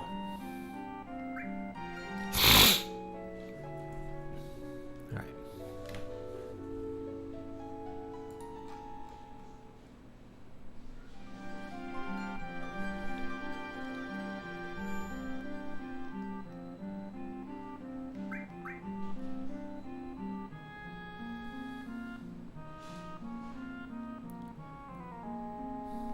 Normies and walkies, get out of my stream. No, normies are fine.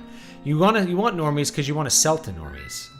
But like normies don't exist the way like people who are really into something do. Normies might be really into stuff, but they're not into like movies. So they really like Avatar. You know, Avatar's really cool because they remember it was really cool and it was in 3D and it was cool and it looked cool and it was cool. And that's Avatar. You know. And they thought Force Awakens was cool too. They went and saw it one time in theaters and never watched it again.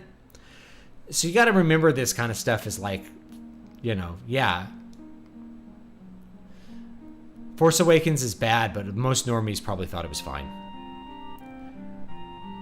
I think the only newer Star Wars movie my wife has seen is Rogue One, and she thought it was really bad.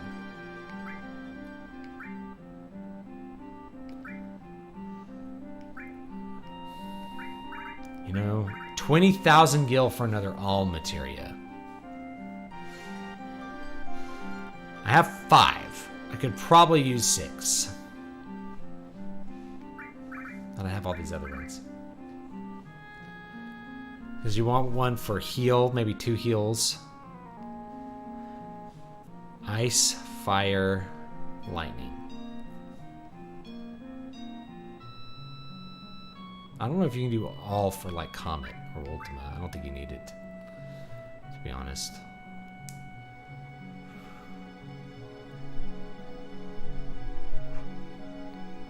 Do 6 like Bio or something.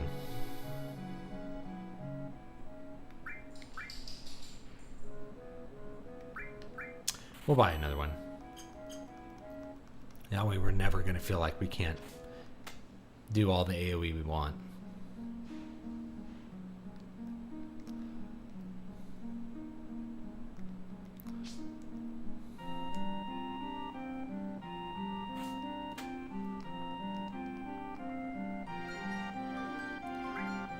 Let's see, anything... What does S-Mine do? Oh, okay. Tent, tranquilizer.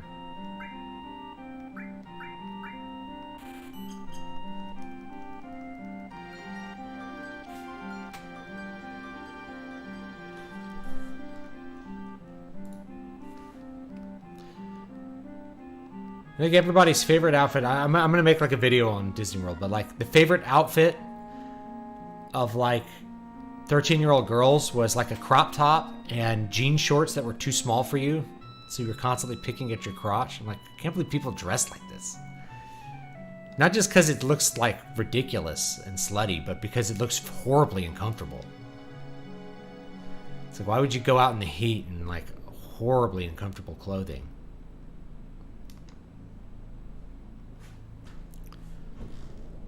Alright.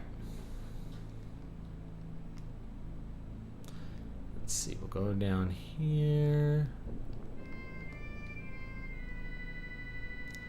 Where's the entrance? Over on this side, I think.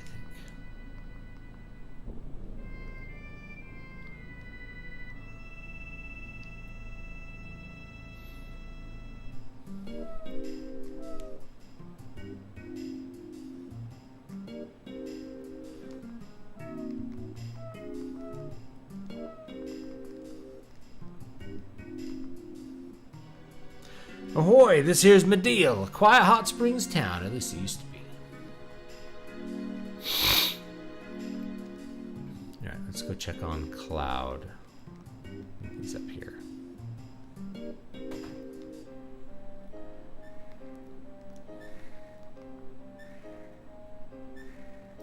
It's no use, I don't understand a thing, Cloud.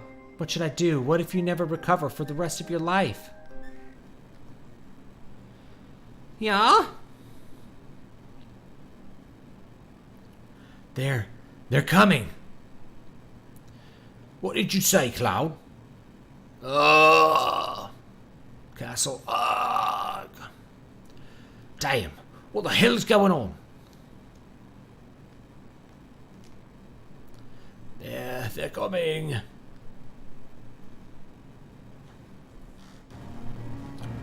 Alright, we have ultimate weapon, I think. Are you familiar with the 1930s Perry Mason movies? The first four starred Warren Williams. Ricardo Cortez replaced him in the fifth. I haven't seen them. I just remember like the show on like daytime TV when I was a kid. The live stream is gushing up from below the surface of the earth. What did he say before? What's this? Damn nuts. This is bad. Sid, what's wrong? Nothing. You and Cloud, get inside quick. But... Hey, don't worry about a thing. I ain't about to die that easily. I just made him... It's not Australian, it's East London. Be careful. Okay, here I go. Watch this.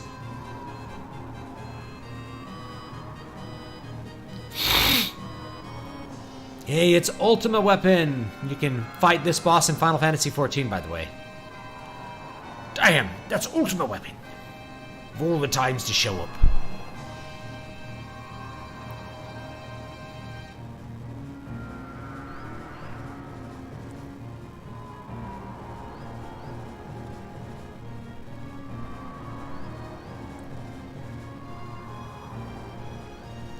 Okay then, come on, bastard.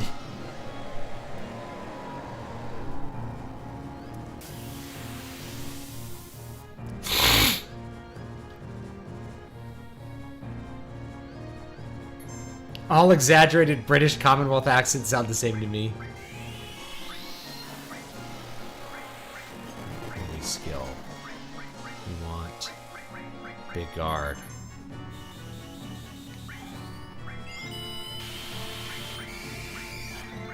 I think this guy has a thing to steal.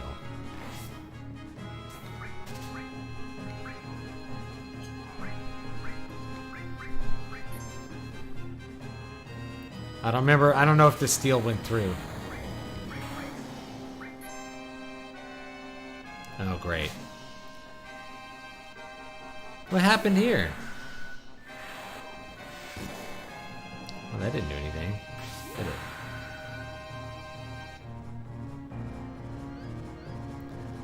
It's British! Alright.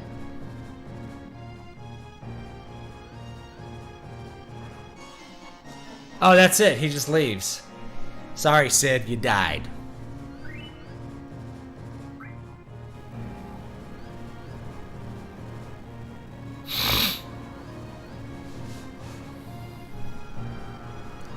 You arsehole. You're trying to escape.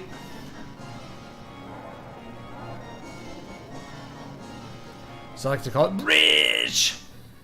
Bridge! Damn, man. Just a little bit more and I would have smashed him. Well, at least the live stream is back to normal. Damn, you gotta be kidding. This is bad. The mainstream is kicking up.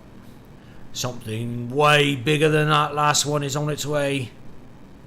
No good. Get out of here. What about Tifa and Cloud? God damn it. You don't have time to worry about anyone other than yourself. You don't know when the stream will blow. Whoa. There's no time. Hurry.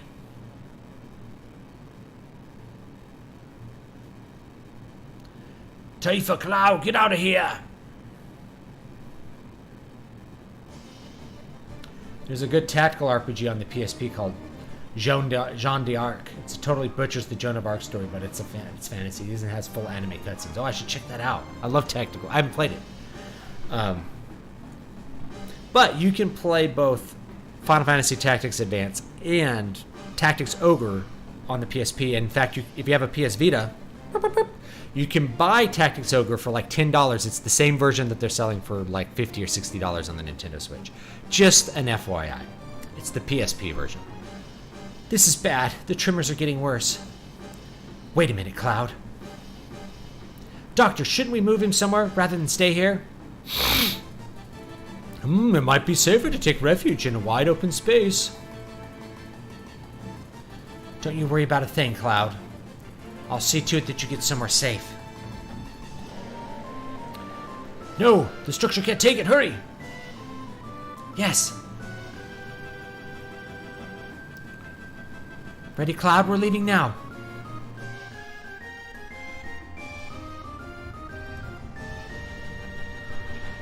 That's a rad cutscene. Look at that.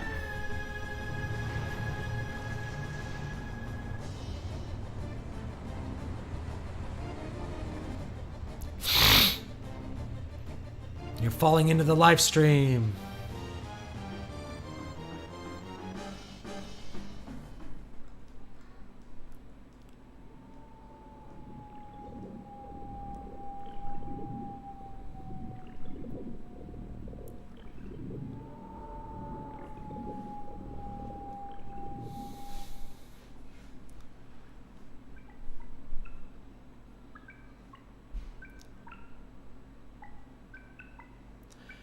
Tifa.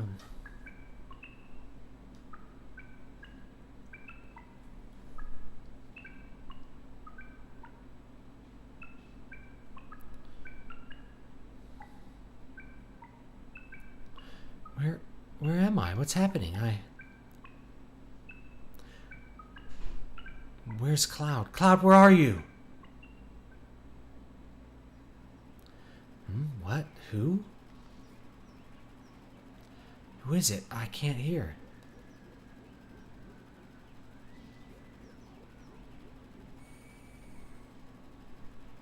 Wait a minute. I don't know anything about that. No, it's not me. I'd never do anything like that.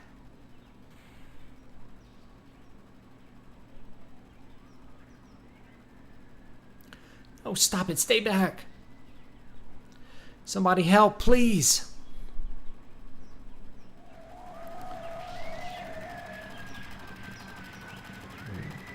Cloud, help me. Yeah.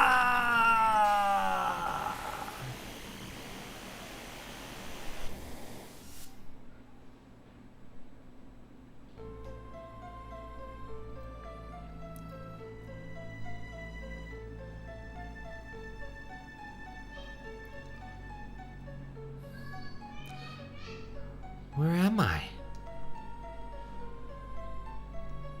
Cloud? What is it, Cloud? What is this? Is this the inside of your dreams, or is it your subconsciousness?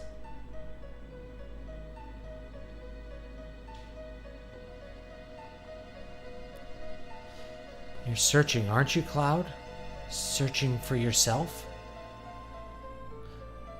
I can help too. We'll work together to try and get the real you back. But where do we start? The gates of Nibelheim 5 years ago. Sephiroth passed through these gates, and that's how it all started. It connects to Nibelheim? That's right, it's probably best to start from there.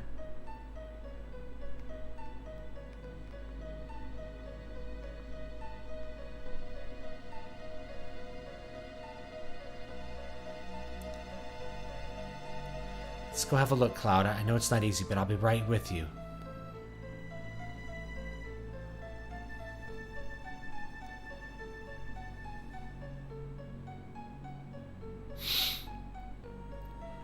There's a certain look to these early, like, CGI images. It's hard to describe.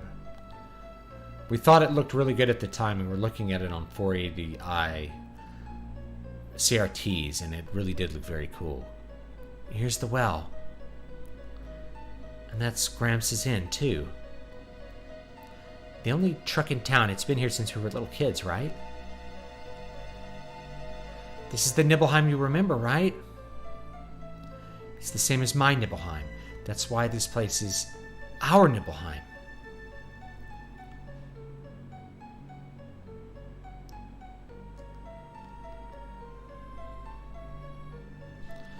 "5 years ago, 2 men from Soldier came. Sephiroth and a young and vibrant soldier. Can you tell me again what happened?"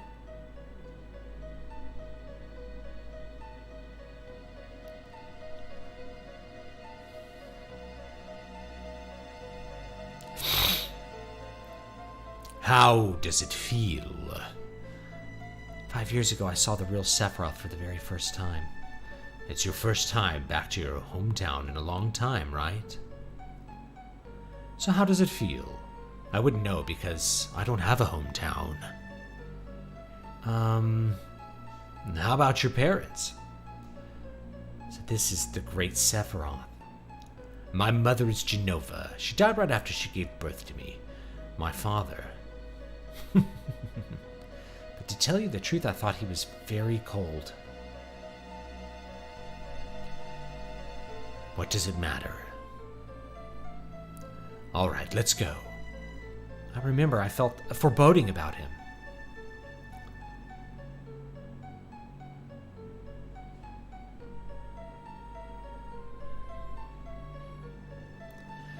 Have you heard about ControlNet? It's a new stable diffusion plugin. No, I haven't used it. Final Fantasy VII's art did not age as well as Final Fantasy IX, and none of the things from the generation really aged particularly well. They all aged really poorly. That's why I called it the worst generation. Just like the leap to 3D, it had to be made at some point, but it just was not pretty when they did it. It looked good at the time, but it doesn't age well. And let me tell you, this still would look much better on a CRT. Obviously, I can't stream it on YouTube with a CRT, but like, if you ever play this game on a CRT, you will see what I mean. It looks way better. It's an analog. It's designed for the analog path. So if you actually play it on the analog path with an actual PS1, it actually looks pretty all right. There's not as much jagged stuff going on. It looks a lot smoother, a lot more gradation between the colors and stuff. Anyway, no, Cloud.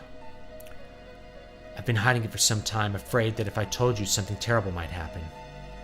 But I'm not going to hide it anymore. You weren't here.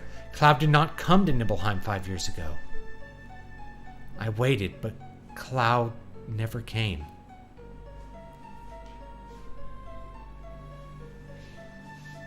The two that were ordered here were Sephiroth and another person.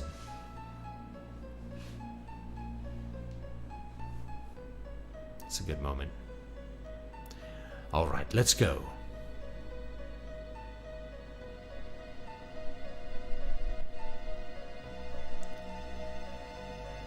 You mean that member of Soldier who came with Sephiroth wasn't Cloud? There's nothing I can say. You must find the answers yourself. You must find the answers yourself. If you can't, then you... Take your time, Cloud. Slowly, little by little, okay?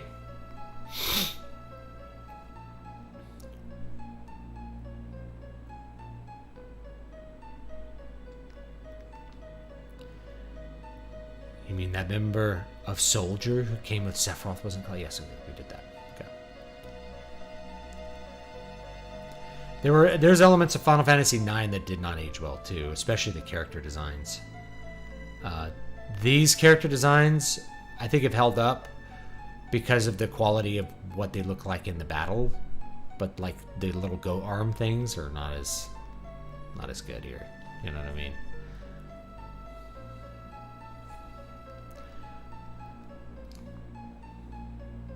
Very pretty backgrounds, even in Final Fantasy VII, though. Final Fantasy IX's backgrounds were the best, though. They were really good. That starry night at the well and our promise that night. What if the memory was just a lie? That's Cloud talking. Don't hurry, Cloud. Don't answer too quickly. Just keep checking all those small emotions. And it'll come back. Slowly, little by little. Right, like the sky that night. The heavens were filled with stars. Oh, this is a really good transition. Here. Very cool looking.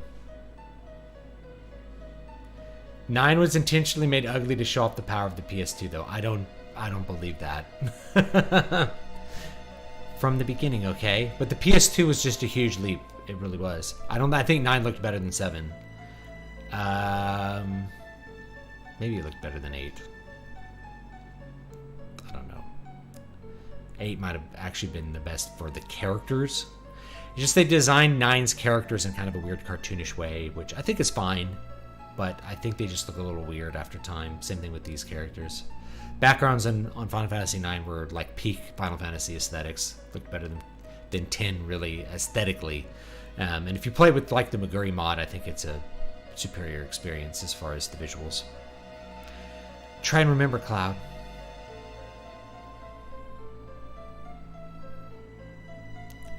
Right, I was wearing these clothes. That's you, too. You were so small then.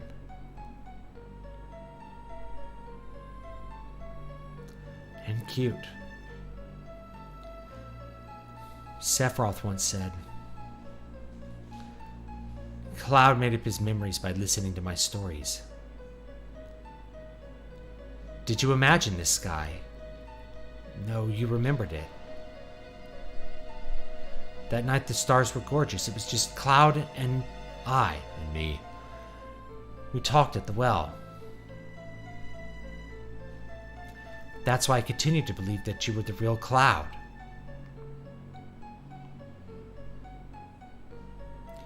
I still believe you're the Cloud from Nibelheim. But you don't believe in yourself. These memories aren't enough.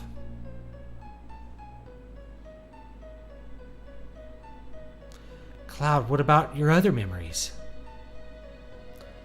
No, not memories. A memory is something that has to be consciously recalled, right? That's why sometimes it can be mistaken and a different thing. But it's different from a memory locked deep within your heart. That's why it must be a fake if you could recall up that memory. That's it. What about some memory that has to do with me? I say something and you don't remember it. But you say something and I remember it too. And then we'll know it's our memory. Talk to me about anything, some important memory to you. Now that you mention it, why did you want to join Soldier in the first place? I always thought it was a sudden decision you made. I was devastated. I wanted to be noticed. I thought if I got stronger, I could get someone to notice. Someone to notice you? Who? Who? You know who. You, that's who. You. Me, why? Tifa, did you forget about those days? Look, I'm sorry, but what are you talking about?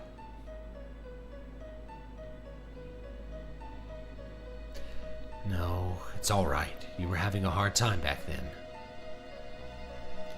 You were so busy with your own things, it's only natural you don't remember me back then. Back then? It's important to me. I have to say it, but It's a very important memory. Do you want to see it?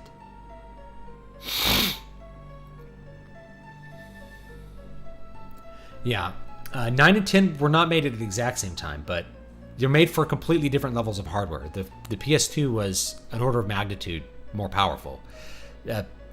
With this hardware, with the PS1 hardware, you still had to render the background as a separate image. There wasn't enough horsepower to render all of these characters and render the background. Final Fantasy X, you could do both because the PS2 was just that strong. It was strong enough to run Final Fantasy XI on. That's insane. Like, the leap from PS1 to PS2 was one of the biggest power leaps in the history of gaming. It was really amazing. Because PS1 looked so bad by comparison. PS2 is amazing by comparison. But considering it was made for the PS1, Final Fantasy IX looks amazing. And its aesthetics are superior to Final Fantasy X, in my opinion. Though I really like Final Fantasy X's aesthetics. They've definitely grown on me. I don't know, lately or over the years. I liked them when they came out, though, too. But Final Fantasy IX just has a great nostalgic aesthetic. It's like walking through Disneyland. It's cool.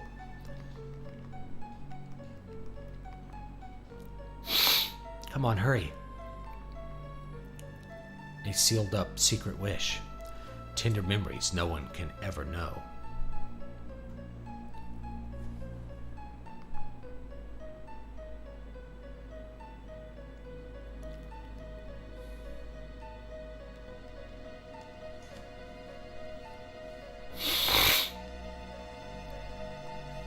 A sealed up secret wish.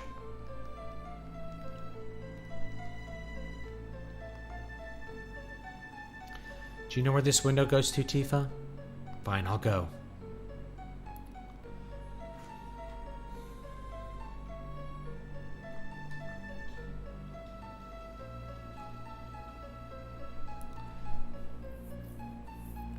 Oh, it goes into her house.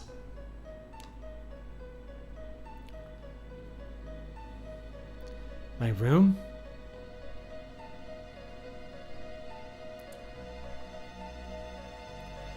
It was my first time then.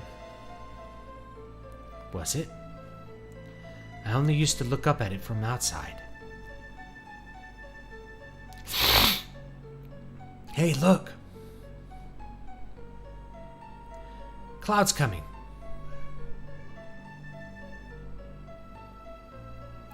You think he wants to come in?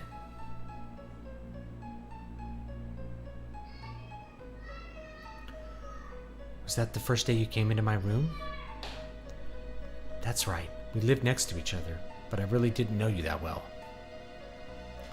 I've known you since we were children, and I've always thought we were close.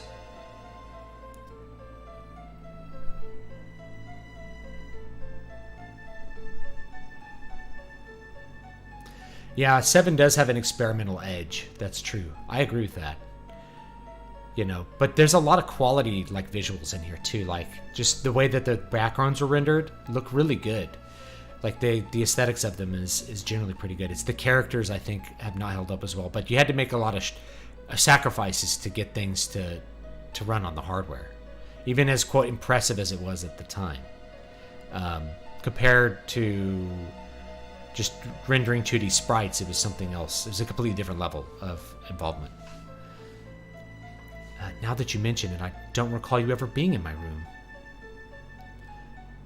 Tifa always used to be with this threesome. That's right. I used to think they were all stupid. What?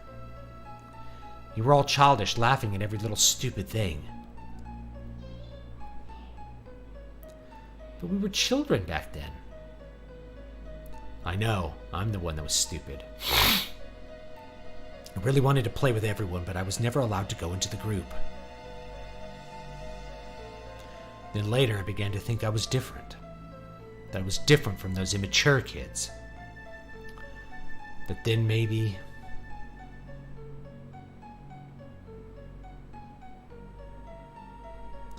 just maybe they would invite me in. I thought that might happen, so I hung around.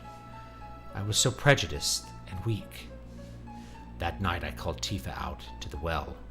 I thought to myself Tifa would never come, that she hated me. Yeah, it was so sudden. I was a bit surprised. But it's true that we weren't that close, but after you left town, I really thought about you a lot. I used to wonder how Cloud was doing. I wonder if Cloud was able to get into Soldier.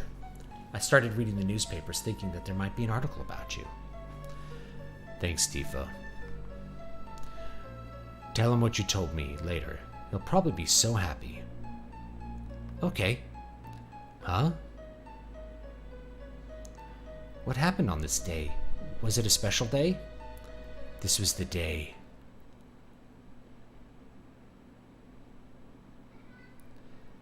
Tifa's mother. The day Mom died.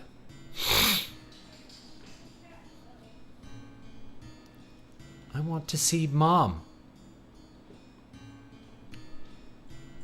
Little harpsichord part here. I wonder if there's anything beyond that mountain.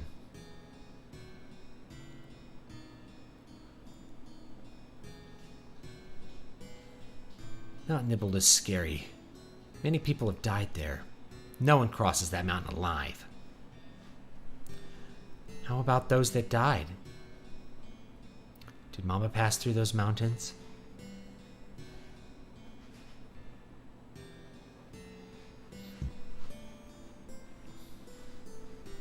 I'm going.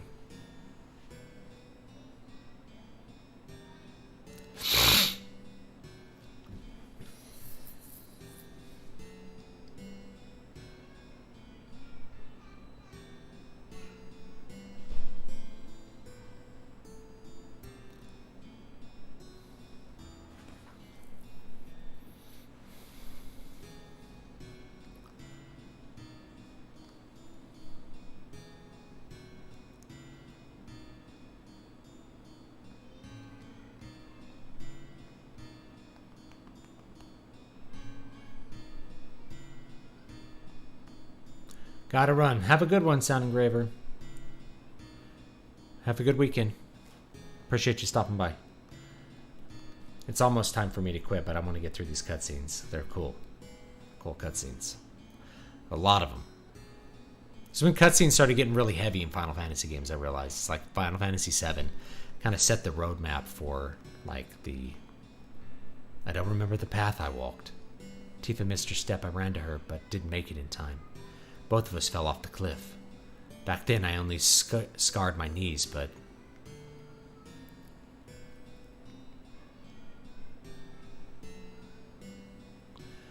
Cloud, why'd you bring Tifa to a place like this?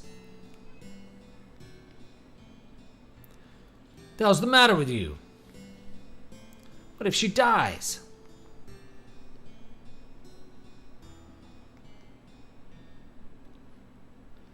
Tifa was in a coma for 7 days. We all thought she wouldn't make it. If only I could have saved her. I was so angry at myself for my weakness. Ever since then, I felt Tifa blamed me. I got out of control. I'd get into fights, not even caring who it was. That was the first time I heard about Sephiroth. If I got strong like Sephiroth, then everyone might.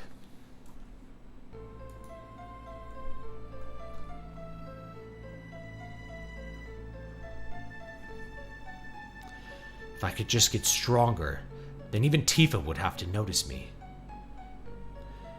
So that was it. Sorry, Cloud. If I had only remembered more clearly what happened, I could have done something sooner. It's not your fault, Tifa.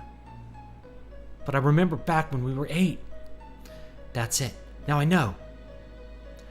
You weren't created 5 years ago. My childhood memories weren't all made up. Hang in there, Cloud. Just a little longer. You've almost found the real you. Let's get back to Nibelheim again.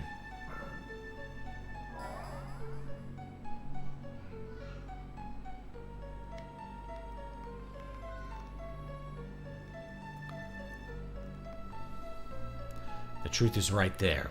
We almost have an answer right in the palm of our hands.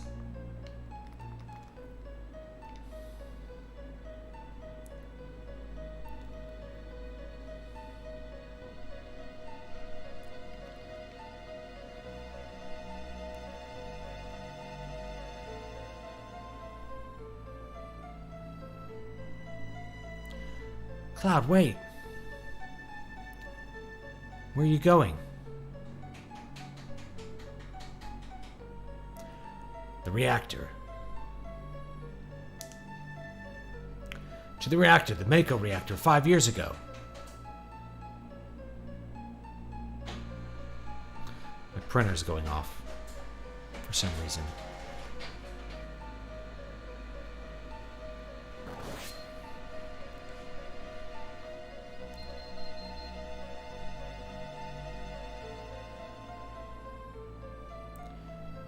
Have you tried using Stable Diffusion at all? I use it to like draw things outside of, like to expand images. I've used it for that.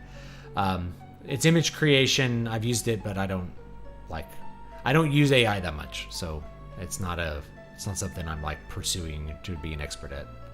It's a tool, and I only research how to use the tool when there's something I want to do with it. So I've used Stable Diffusion. I haven't used it that much. I have used it to draw additional parts of images that I've used from other AI that I think generates more original and interesting images. Hey, it's Cloud.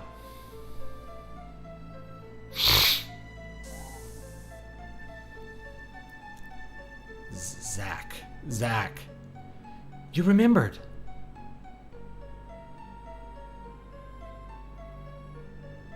Genova.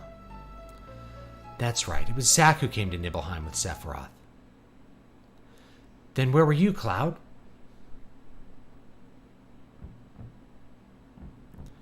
Cloud, did you see it all?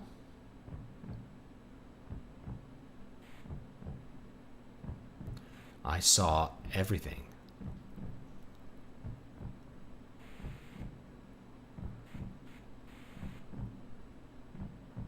It's a good little scene. Good scene.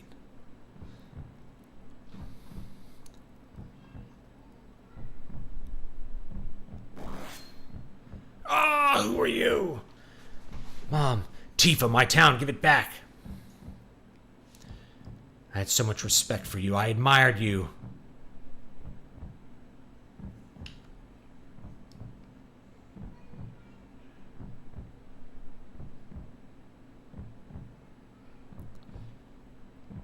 Cloud?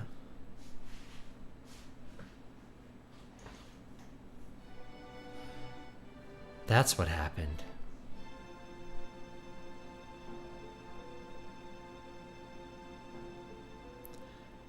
You were there. You were watching me. Yeah, I remember. So it was you.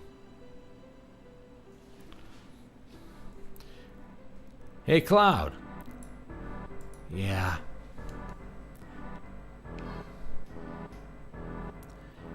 Yeah, this is me. I never made it as a member of Soldier.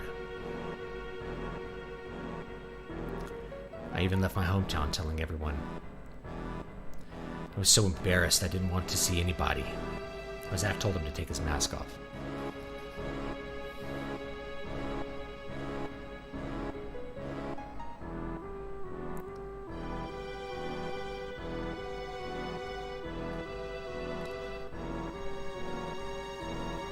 How does it feel? It's your first time back to your hometown in a long time, right?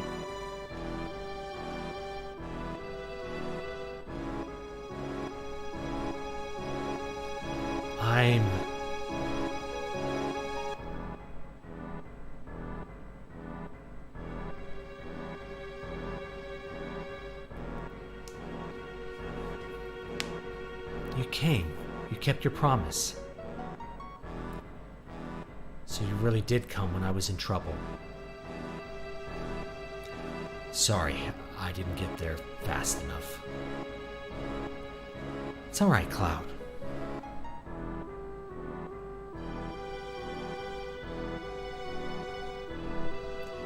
Just like you.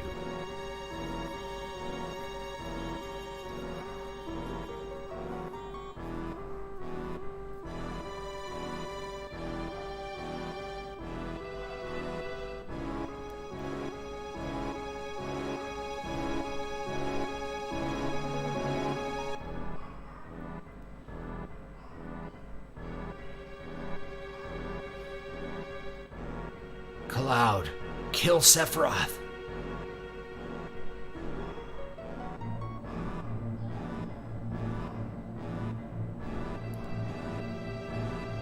Sephiroth.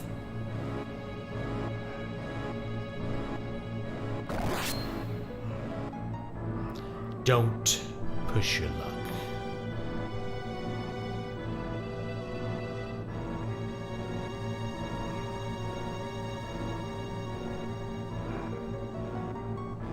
Wiggle the sword. It can't be.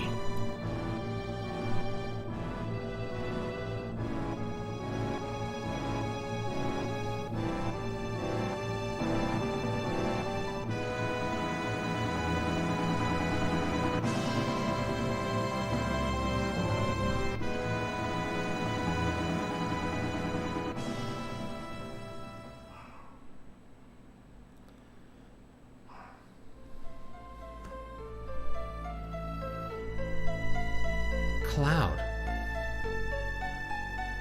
Then this is goodbye, Tifa, until we meet again.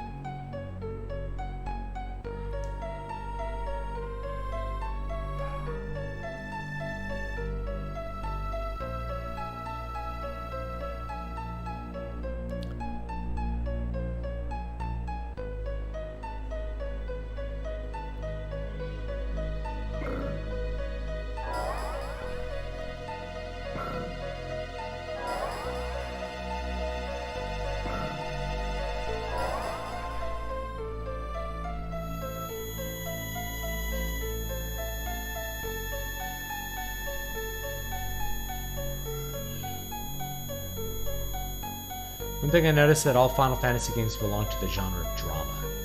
There's no real genre called drama. Genre is another thing. It's definitely fantasy. It's fantasy because of the things that are in it. But drama is part of fantasy, or can be part of fantasy. Drama movies as a genre just means like a movie that's about a drama. You know, something dramatic between people, characters interacting, rather than something genre specific like spaceships. But there's drama in space, and there's drama in Tolkien as well. Tolkien's very dramatic, very steeped in 19th century sensibilities. Cloud.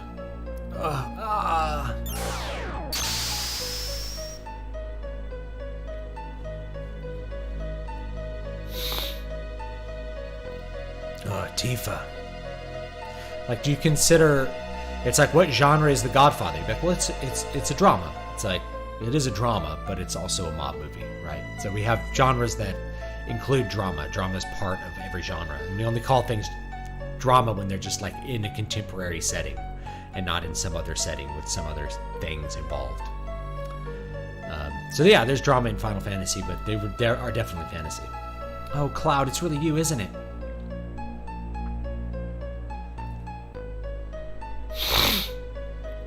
Yeah, Tifa, we finally meet again. You stupid jerk, you had us all worried sick. Ugh. Cloud, are you alright? Voice there.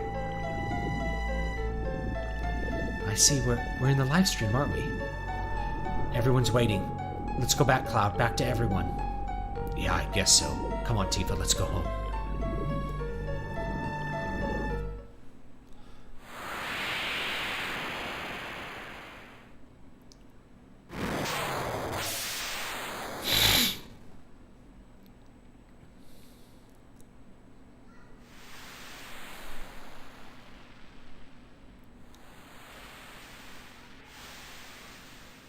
Here we go. Went a little long today because I wanted to get through this scene, I guess. I got it from Tolkien's lecture on fairy stories. He says that drama and literature are two different things. One lives in dialogue and the other on narration. Yeah, I mean, when we're talking about modern genre, though, like, those things don't apply. Genre is just a way for readers or your audience to find stories that have things in them that they already know that they like. So anything that's like sufficiently cutting edge is going to be genre defying to some extent because of the way that we think of genres. Genres are a marketing tool, not something that is specific to classifying literature.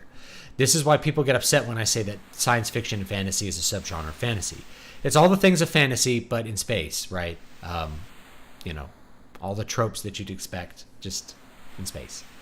So, drama is technically on stage, and literature is written, which means that, they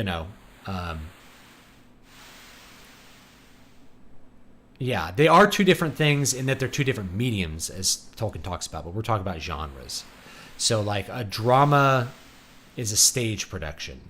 So Final Fantasy is not a drama either, it's a game, right? It's closer to a drama than to literature, obviously, because it's acted, although it's closer to literature than drama in some ways because we're reading text, like we're not hearing actors act it out.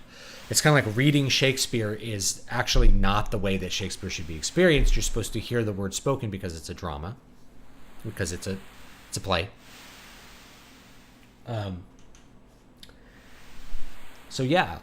Movies come from the dramatic tradition, but there's genres within movies. That's what I mean. Yo, you all right, Tivo?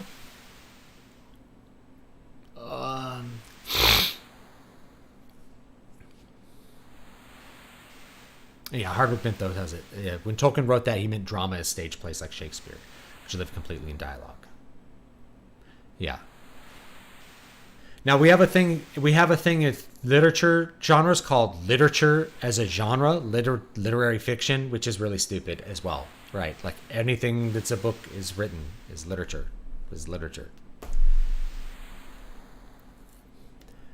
Barrett, you came back. Cloud, where is he? Don't worry about him. He's a tough one. Barrett, when I was in the live stream, I saw the real Cloud. I mean, I didn't really find him. Cloud found himself on his own. All right, I know. I shouldn't have doubted him. But I can't win against you. You're some kind of lady. People have so many things pinned up inside of themselves. And they can forget so many things. Strange, isn't it? Yo, Tifa, snap out of it. Tifa.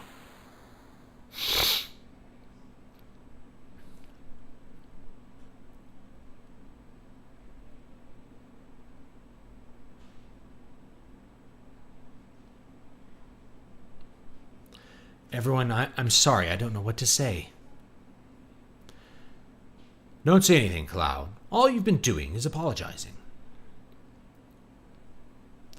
I never was in Soldier. I made up the stories about what happened to me 5 years ago, about being in Soldier.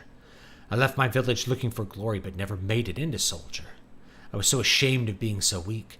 Then I heard this story from my friend Zach, and I created an illusion of myself, made up of what I had seen in my life, and I continued to play the charade as if it was true.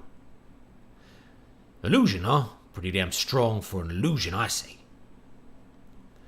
I'm physically built like someone in Soldier. Hojo's plan to clone Sephiroth wasn't that difficult. It was just the same procedure they use when creating members of Soldier. You see, someone in Soldier isn't simply exposed to Mako energy. Their bodies are actually injected with Genova cells. For better or worse, only the strong can enter Soldier. It has nothing to do with the Genova reunion, but weak people like me get lost in the whole thing. The combination of Genova cells, Sephiroth's strong will, and my own weaknesses are what created me. Everyone knew that. I'm Cloud.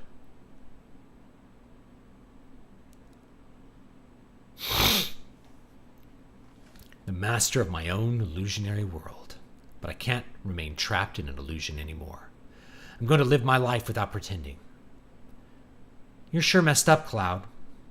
That means there ain't no difference from before.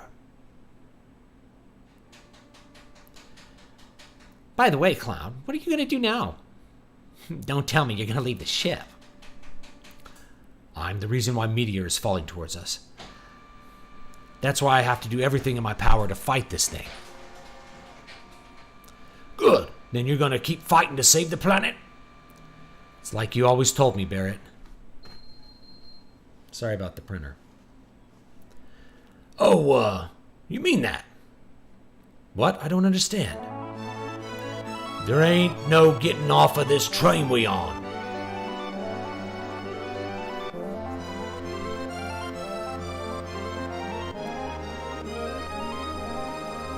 I always thought of Final Fantasy and RPGs as like stage plays. You have all the dialogue and stage direction, but each person performs it differently. Yeah, like I said, it's a little, especially something like this, things are written, it's dialogue. You know, it is more in the dramatic tradition, but it's a game. It's really something different from both. Little cloud. Can I save the game?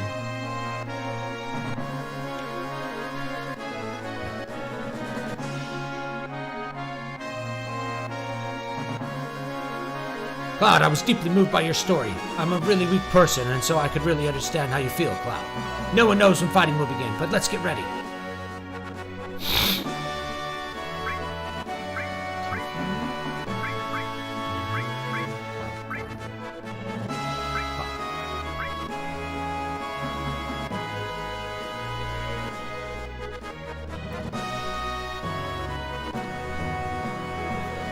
Listen, Cloud. We're going right in the middle of the mission for the huge materia, right? I know this is kind of out of the blue, but there's an underwater reactor at G9.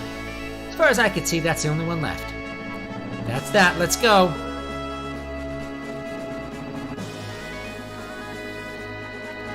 Let's see if I can go see the game real quick.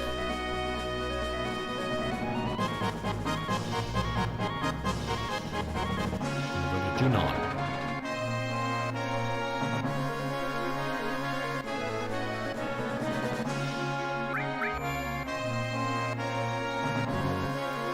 No memory card.